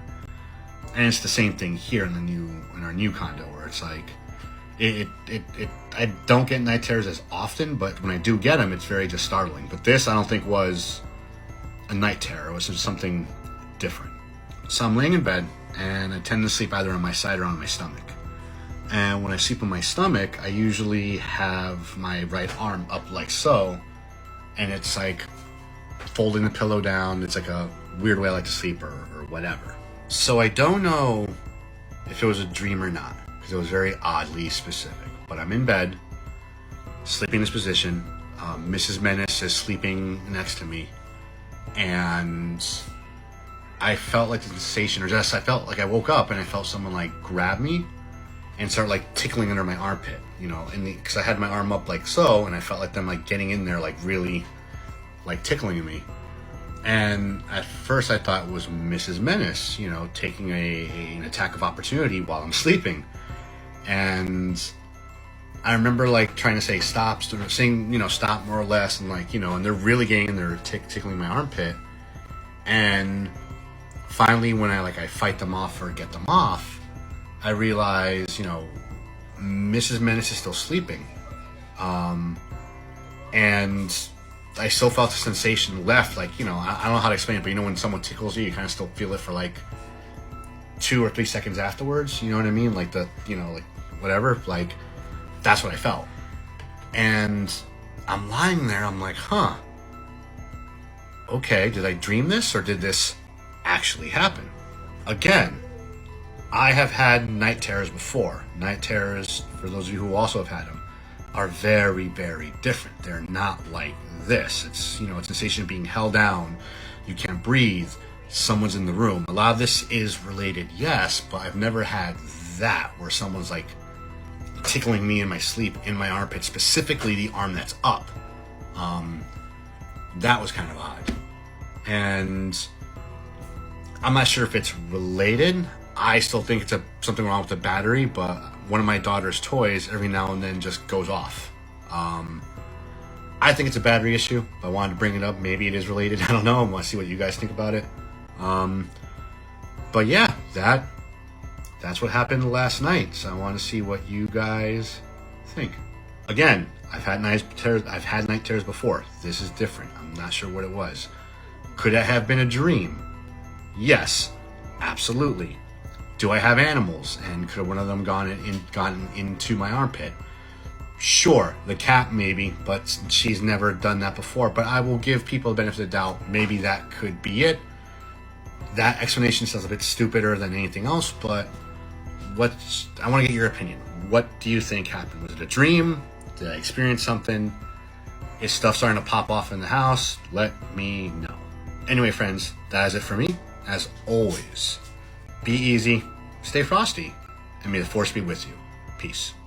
I grew up in a haunted house, and these are my stories. Now, this story happened very recently. This actually happened a few weeks ago, and it happened to Mrs. Menace. I'm not sure exactly where I was. I may have been at the gym, I'm not sure, but I do know I was not in the house when this story happened, when this event occurred. So my wife was giving the baby a bath in her hallway bathroom. And for those of you who have been following me for a while, know that sometimes stuff happens in the hallway for some reason in our new place in the condo. And it could be because it was already here, it followed us, I'm not sure, but it's always based around the hallway.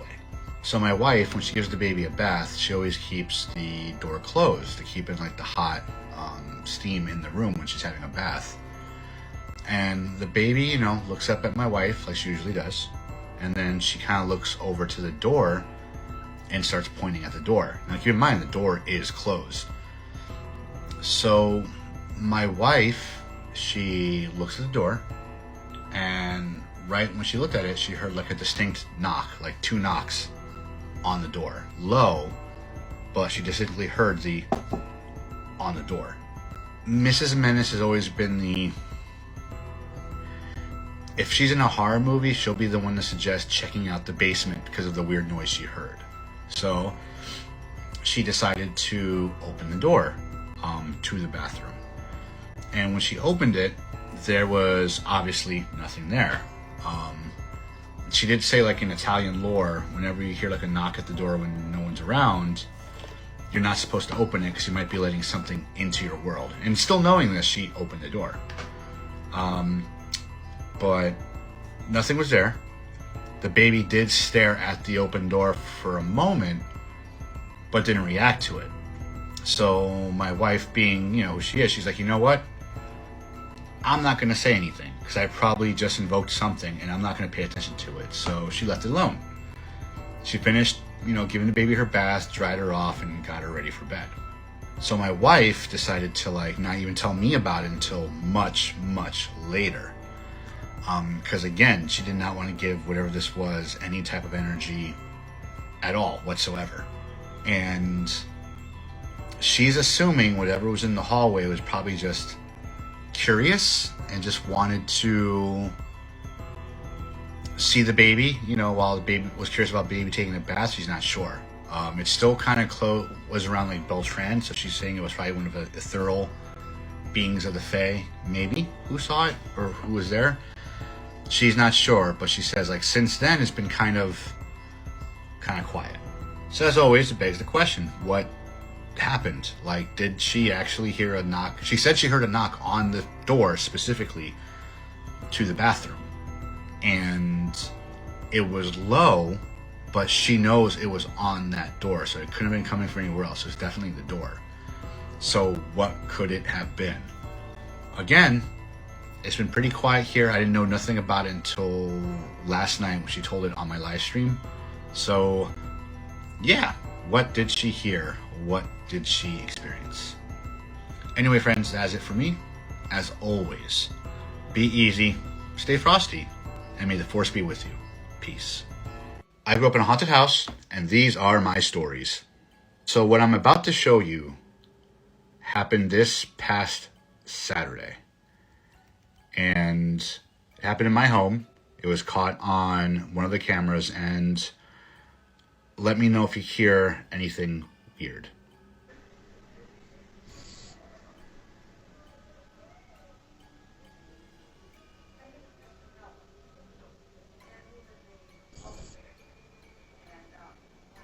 So in the video, we see Mrs. Menace folding laundry. I was not home. I was at an event for my Star Wars cosplay group. And the baby Menace was sleeping, and while Mrs. Menace is folding clothes, she heard a very weird, whiny, ethereal sound, like something that said, "Go away," but "Go away," like that. I'm not sure if you can hear it. Go back and tell me if you can hear it. But originally she thought it was the baby making a sound, so she went to go check to see if the baby was okay, because the baby was napping. The baby was obviously asleep, so Mrs. Menace comes back, and she says she hears the sound again, and doesn't think anything of it, and then after a while, she hears the baby cry, so she goes and gets the baby. So for the rest of the rest of the afternoon, the baby was just acting kind of weird. Like the way the baby was crying when she woke up, it sounded like she had a nightmare. But now thinking about it, it could have been something else that she saw or that she encountered. We're not sure. The entire night, she was very clingy to Mrs. Menace, and she kept on looking down the hallway. The hallway I've mentioned before many times that you see in the video, that the cats look down, the dogs look down, that we've heard weird stuff coming out of, like continuously looking down the hallway kind of scared or looking randomly at places. So we don't know if the baby saw something and she kept on seeing it. Mrs. Menace thought it was in her head because she was watching Ghost Adventures.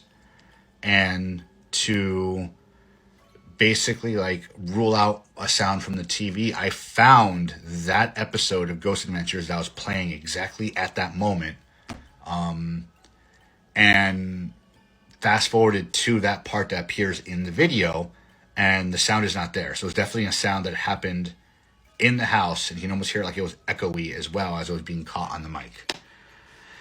And we don't know what it is. I've listened to it a bunch of times. I haven't put it on my computer yet to like really bump up the volume to really hear what it is. But yeah, we caught something. And I guess whatever was in the old house that I grew up in, it either followed us here or, again, because, you know, this is like on the female side of my family, the baby being born caused it to manifest.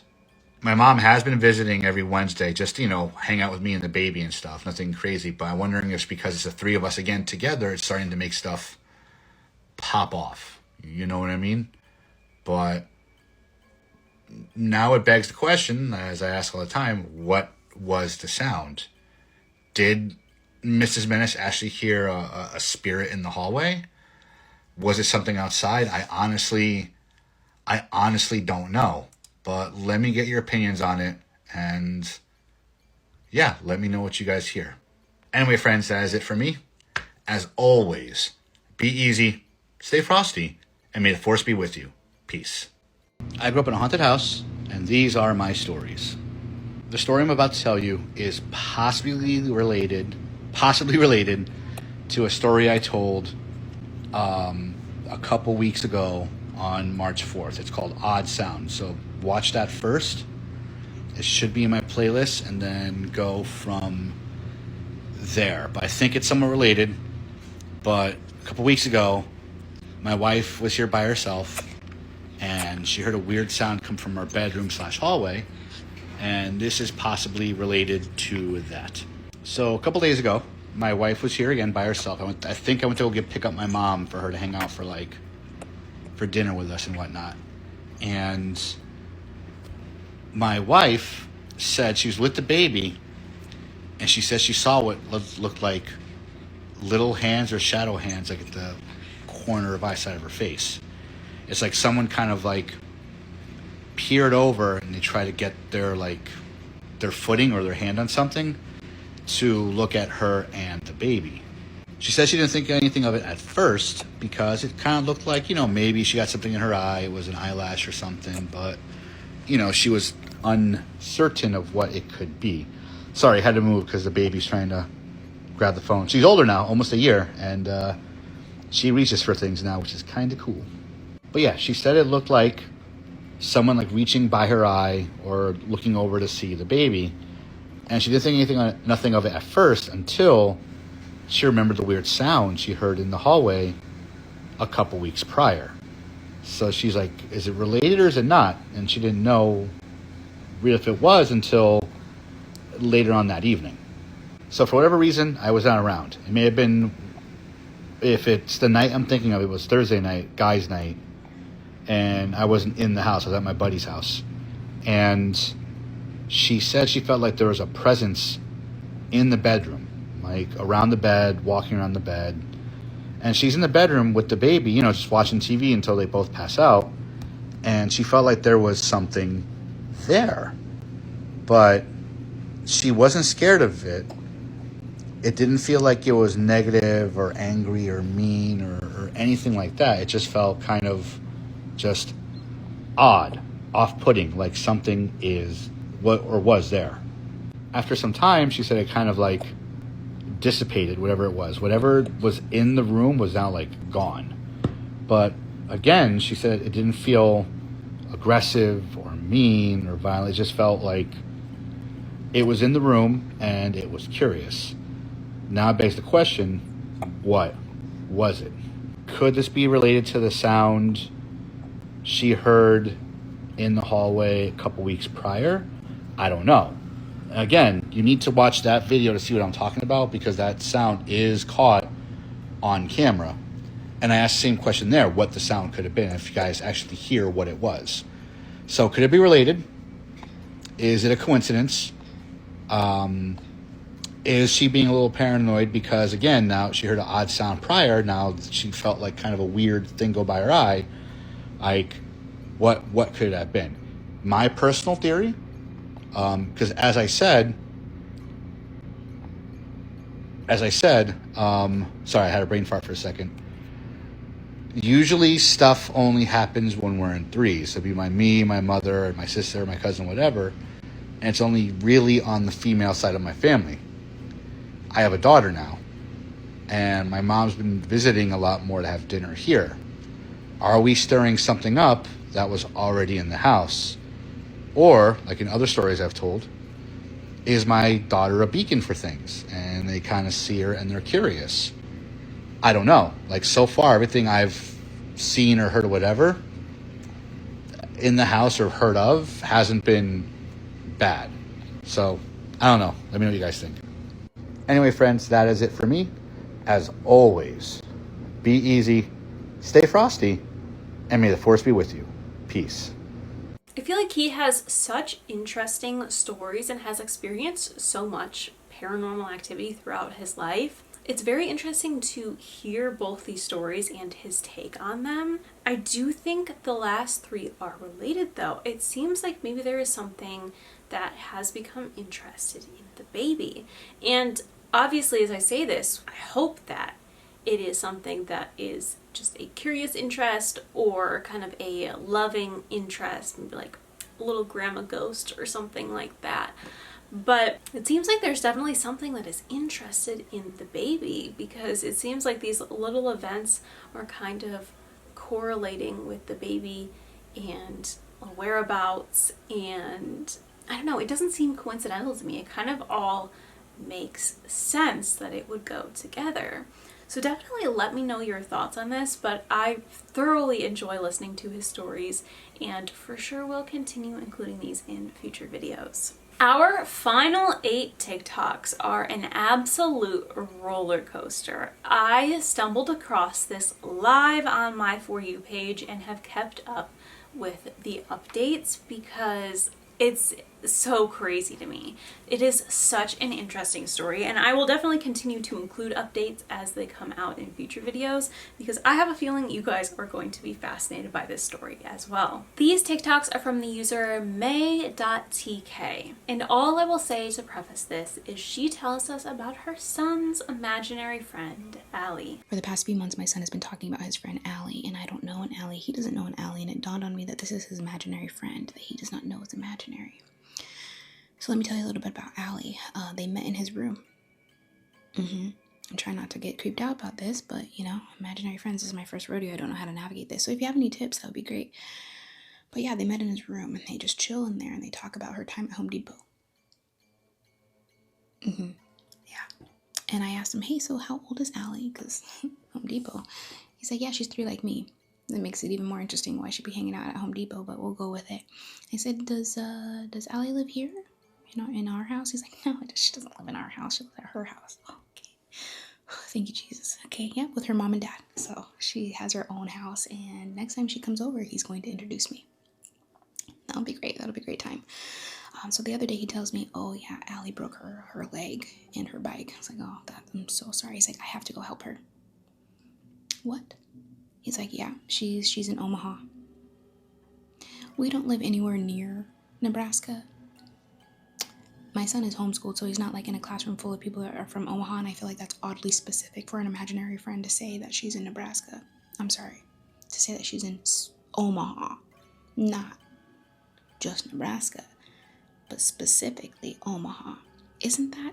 Okay, I'm probably thinking too much into this, but anyways, yesterday we go to the park, and we go to his favorite park, which usually has no kids there, and there was 2 kids there, which was fun. He was stoked because he had friends at the park, and I was happy for him too because, hey, there's finally kids at this park. There's a boy and a girl. They looked about his age, 3, 4 maybe. He's like, Mom, let's go. There's friends at my park. I'm like, yes, let's go. He's like, wait. That girl looks just like Allie. I'm like, you stop it. You stop it right now. I was like, really? She does? He's like, yeah. I'm looking. She's a little blonde girl with blue eyes and cowboy boots. She's cute. I'm like, okay, There's nothing to be worried about. He's like, yeah, she just looks just like Allie. So he runs out of the car, he runs to the playground and goes up to the little boy. He's like, hi, what's your name? How old are you? And the kid introduces himself. He's like, I'm 4. And he's like, Mom, he's 4. I'm like, I heard, that's so cool. He goes to the girl, he's like, hi. And she's just like, I'm like, don't be rude to my kid, he's being friendly to you. And her dad's like, say hi. So she's like, hi. He's like, hi, what's your name? What do you think this little girl's name was? Her name was Allison. In my son's head, like, he's like, what? I know an Allie. Mom, did you? Yes, I heard. I heard that this girl that looks just like your imaginary friend Allie is also named Allie. Short for Allison. Is this a coincidence? This is a coincidence, right? He's like, how old are you? She's like, 4. He's like, Mom, she's 4. I'm like, oh, okay, she's 4. He's like, the other Allie is 3. And she's like, okay. It's just a coincidence, right? I don't need to be worried about anything. It's fine. We'll just ride this wave. Just ride. What do I do? For the past few months, my son has been talking to me a lot about his imaginary friend, Allie. You know, the one from Omaha? Yeah. I just want to say thank you for all the comments and stories and concerns. It's been very well received, so thank you. There's one comment in particular that said that this is a homeschool kid problem. Yeah. And I about fell in my chair laughing because you're absolutely right. I've been learning a lot of things, and a lot of you are right, actually, about a lot of different things. One of the things that I've learned is that my son is showing signs of advanced emotional intelligence, which is really cool because I do spend a lot of time making sure that he has a safe emotional space. So whether it's a physical talent, a natural gift, a spiritual gift, an intellectual gift, I just want to nurture it all in the healthiest ways, even though it creeps me out 100%. So if your child is homeschooled and they're experiencing something similar, then they're probably a pretty cool kid and pretty rad group of people, and we should hang out. I'm going to answer some of the questions that I keep seeing in the comments, but I do have a question for you. So the people that are telling me to watch or listen to the telepathy tapes, my son is not autistic and he's not on the spectrum and he's very verbal. And in fact, when he was trying to communicate with Allie, 4-year-old Allie, and she wasn't really responding, he cycled through the languages that he knows and she was not picking up what he was putting down. So I think that kind of fueled the frustration there. But I did dip my toe into that realm, and if it still applies, let me know, because if it doesn't, I feel like I should not spend the next few days diving deep into that. So just let me know. A lot of people have asked me if my son still talks about Allie now that he's potentially met her in person, and the answer is yes. In fact, the other day, I was putting him down for bed, and he goes, hey, Mom, when Allie gets here, can you just send her to my room so we can play? Of course. What else would I do? Of course, yeah. No problem at all. Is she coming today? And he goes, no, not today. It's bedtime. Duh, silly me. Why would I think that? Okay. When is she going to be here? And he said, Thursday at 1:30. Okay, that is another very specific time, but okay, yeah, I'll just pencil that in. Just put that on the calendar. So, turns out I will be hosting Allie tomorrow at 1:30.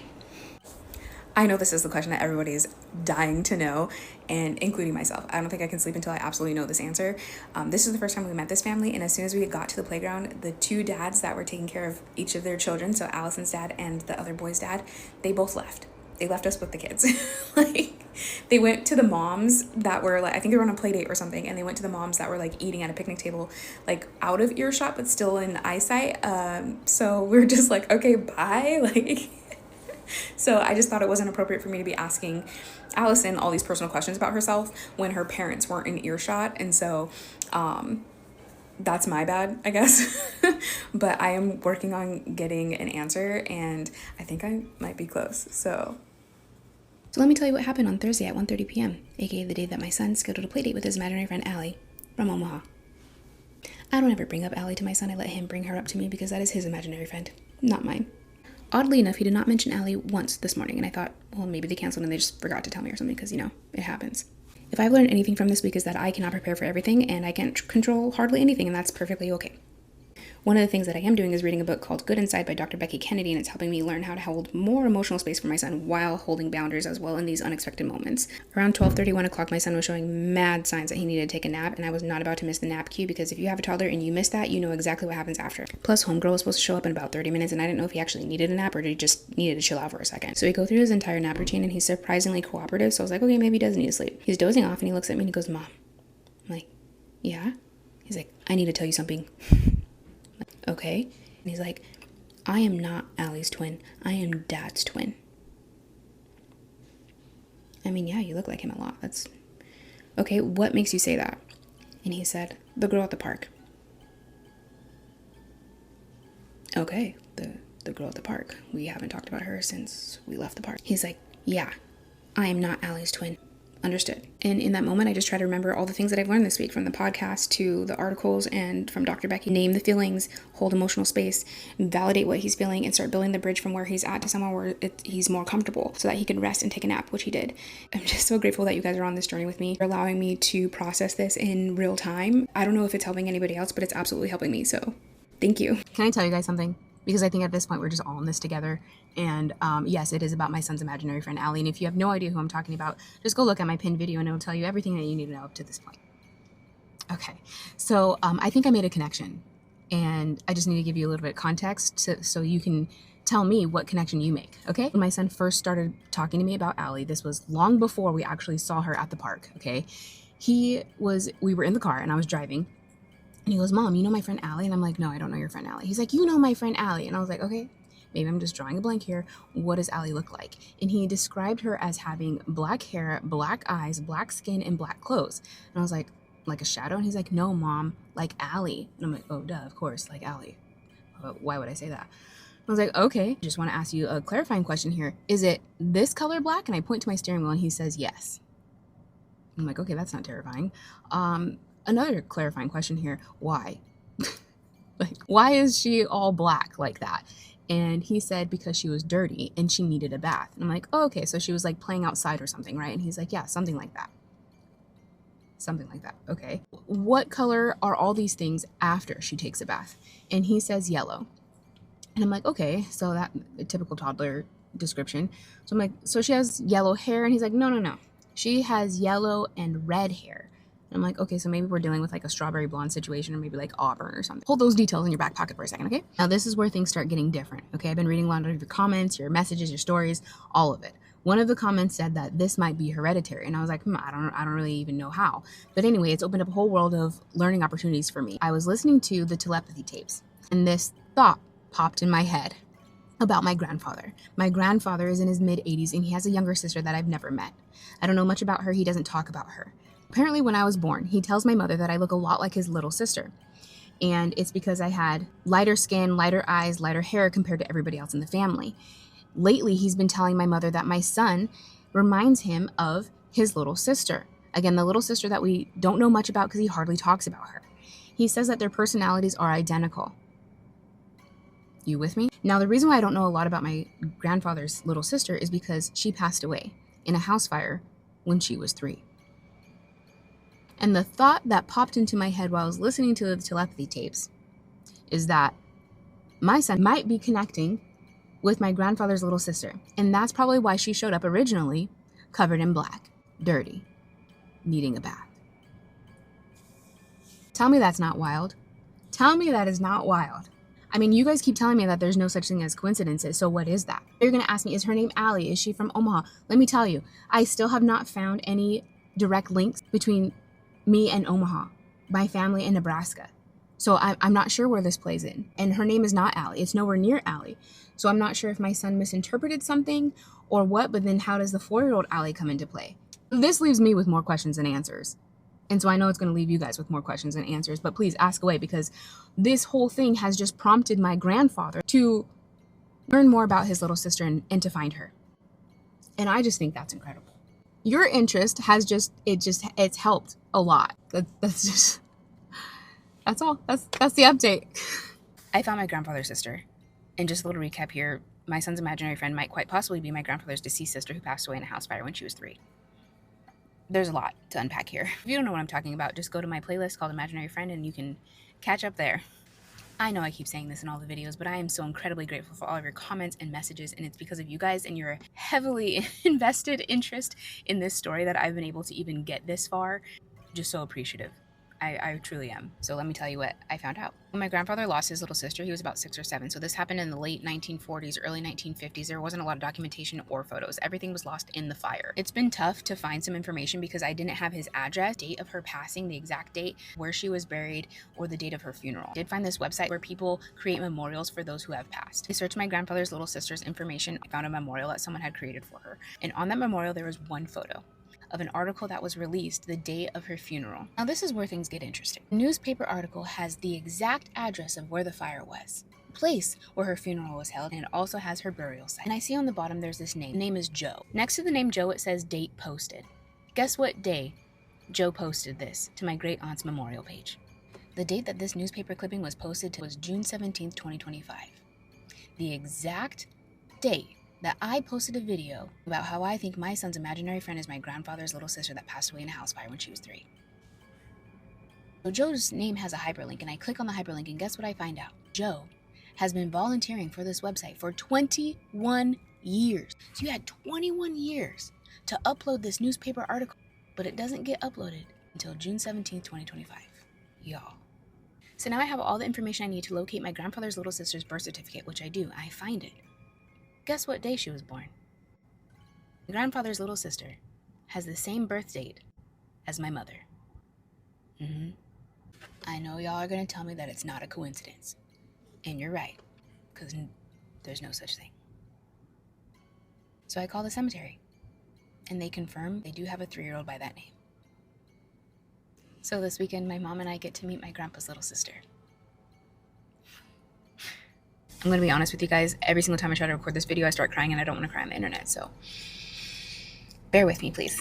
One of my main priorities throughout this entire thing is to make sure that my son has emotional safety, not only within himself, but within his environment and the people in it. One thing that I failed to do is make sure that I have the same level of emotional safety within myself. So if you're a cycle-breaking parent like I am, or you're trying to parent your child differently than how you were raised, remember to hold space for your own emotions because you deserve it too, not just your child. So this is what happened when my mom and I visited the cemetery. I already had a map of where my grandfather's little sister was at. We drove right to it, got out, and we started searching for her. After about 20 minutes, we couldn't find her, and I thought maybe I was reading the map wrong because this place is massive. So we went to the office. The other part that made it challenging is that the graves weren't lined up like how you would think they would be. They're more sporadic and spread out with grass in between, so it kind of just looked like everyone was everywhere. The lady in the office was really kind, and she told us that we were in the right spot for us. So we're like, okay, let's go try again. So we go back to where we were looking, and we still couldn't find her. I told my mom, you take this side, I'll take this side, and then we'll just meet in the middle and see if we can find her. This is where it gets a little hard for me, so my section was full of babies, and all the babies that had passed around the same time as my grandfather's sister. A lot of those kiddos were the same age as my son. A lot of them, once I met my mom in the middle, it had been over an hour and a half since we initially arrived. It was 105 degrees outside at that point, and we were just exhausted, so we went back to the office. My mom was like, you guys need to come out there with us and show us exactly where she's at because we're done looking. Hopped in a golf cart, and the lady drove us right back to where we're looking for over an hour. And the lady pulled out this grid system, and it had names in every single grid. Those were the lots that were in that section. And it dawned on me that all those grassy spaces were already filled, and those babies didn't have markers. So the lady had asked me if I found a certain headstone with a certain name on it, and I did. We found another headstone, nearby headstone, and she said, your grandfather's sister is right here in between these 2 headstones. She showed us the paperwork, and we did confirm that that was my grandfather's sister. Like so many of the children in that area, there was no name to remember her by. I really appreciated the fact that this lady did not want us to leave until we knew exactly where my grandfather's little sister was buried, that she called the groundskeeper over to pull out his measuring tape and measure the distance between 2 headstones, so exact centimeter of where her grave was, so we can put a temporary marker there. And that way we can get her the headstone that she deserves so that her name can be remembered. Once we do that, I'll be able to share her name with you guys. I know there's going to be a lot of comments asking if I got a photo of her, and the answer is not yet. So the mortuary that processed my grandfather's little sister got bought out by another company, and that company is no longer in business. So all of those documents are archived, and I have to have permission to access them. The other option I have is to go to a local university and look at their archives that they have in the library. So I'm looking into that. This is my real life, so some of these answers don't come as fast as I would like them to, and I appreciate you guys being patient. I know a lot of y'all have been waiting on an update about my son's imaginary friend, Allie from Omaha, that might actually be my grandfather's little sister that passed away in a fire when she was 3. Let me tell you what I've been up to. Remember I told you guys about Joe, the person that uploaded the newspaper article about my great aunt's funeral? I reached out to her and she responded to me. Joe's been helping me out so much, and I'm so grateful for her. Our mission right now is to find a photo of my grandfather's little sister, obviously, but mostly because my grandfather's been designing her headstone and he wants to put a photo of her on the headstone. I just feel like that's the full circle moment, right? We've been working together to dig up all kinds of things. I have a tidbit of information that is not a coincidence. It might get a little confusing, so just stay with me. So when the fire happened, my grandfather's dad, my great-grandpa, he was in the military at war. He comes home from the war, goes to the funeral, leaves back to the war. My grandfather never sees his dad ever again. My grandpa's mother tells him that his dad passed away in the war, but that is not true. Turns out she was just heartbroken because her husband fell in love with somebody else. So he divorced her, marries this other woman. They start a family and they have a few kids. She ends up pregnant with a girl. Guess what day this little girl was born? She was born on the same day as my grandpa's little sister that passed away in a fire. Not a coincidence, right? Well, it doesn't end there, because why would it? So my great-grandfather is watching his second wife give birth to this little girl on the same day as his first daughter was born with his first wife, right? I don't know what was going on in his head, and I wish he was still alive so I could just ask him. Whatever was happening up there, thoughts led him to name his new little baby girl the same name as his first daughter. They have the same name and the same birth date.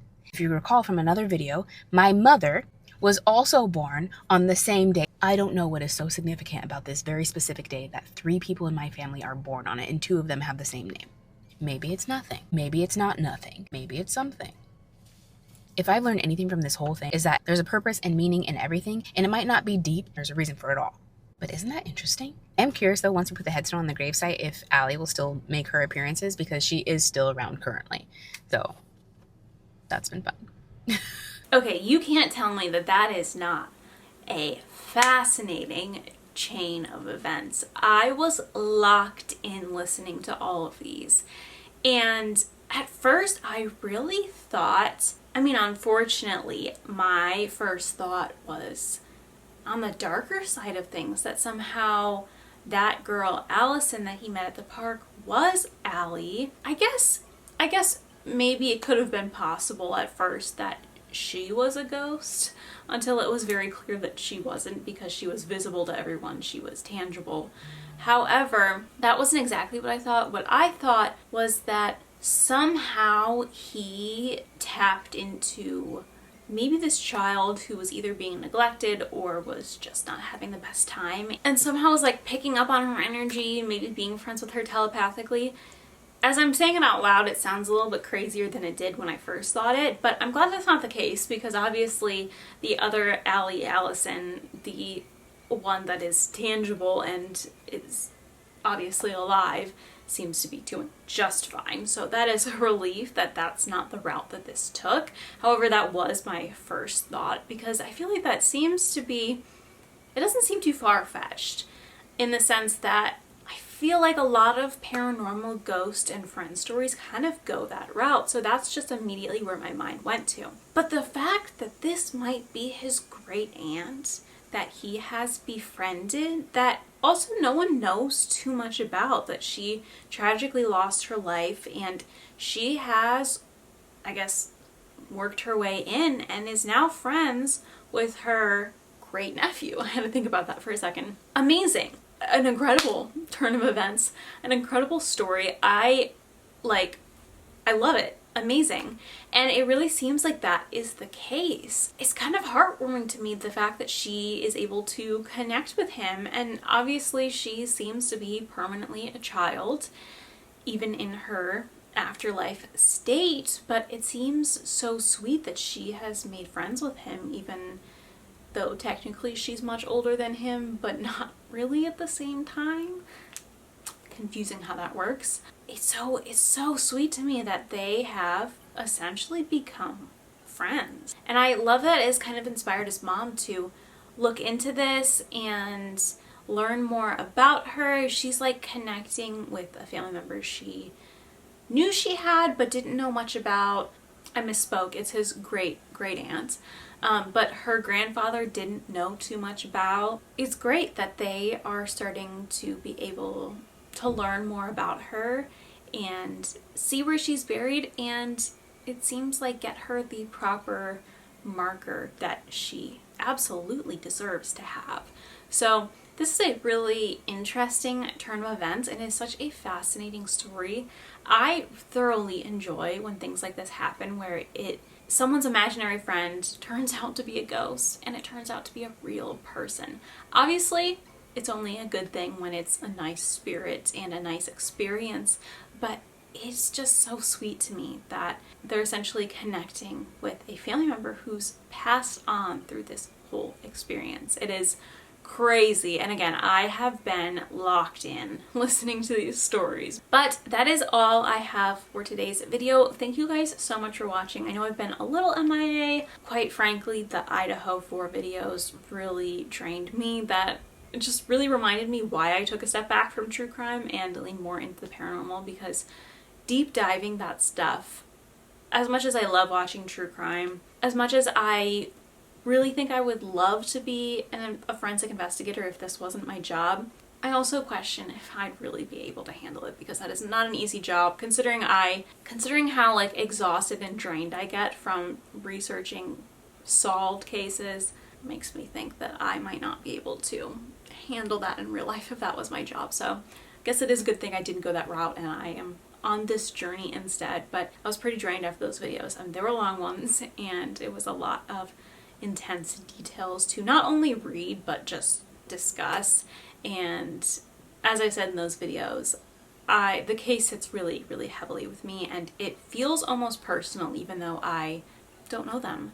So yeah, I was pretty drained after that, and then I unfortunately had some MacBook issues, but lucky for me, I got a brand new MacBook yesterday, which hopefully will cut down my editing time by like half, so I can pump out these videos. For the rest of the month, I will be doing twice weekly videos every Sunday, every Wednesday, to make up for the absence that I have had a bit. I appreciate your guys' patience, and I've still been seeing your comments rewatching old videos while I've been gone, so I do appreciate that, and I am very happy to be back to my regularly scheduled programming. Definitely do want to continue tossing in a little true crime here and there. However, that's gonna take some work in managing that, because like I said, it is really draining, and major props to those who do this every single week. I mean, researching those cases, it's a really heavy thing. So anyway, I'm back. I hope you guys enjoyed this video. Thank you so much for watching. If you guys like this video, please be sure to give it a big thumbs up. I will pop a couple video suggestions on the screen here for you to watch next. Please click the subscribe button down below if you haven't already, and turn on post notifications so you would never miss a video. I post every Sunday and most Wednesdays at 2 p.m. Pacific Standard Time, 4 p.m. Central Time. As always, thank you so much for watching. I hope you enjoyed the video, and I will see you next time. Bye.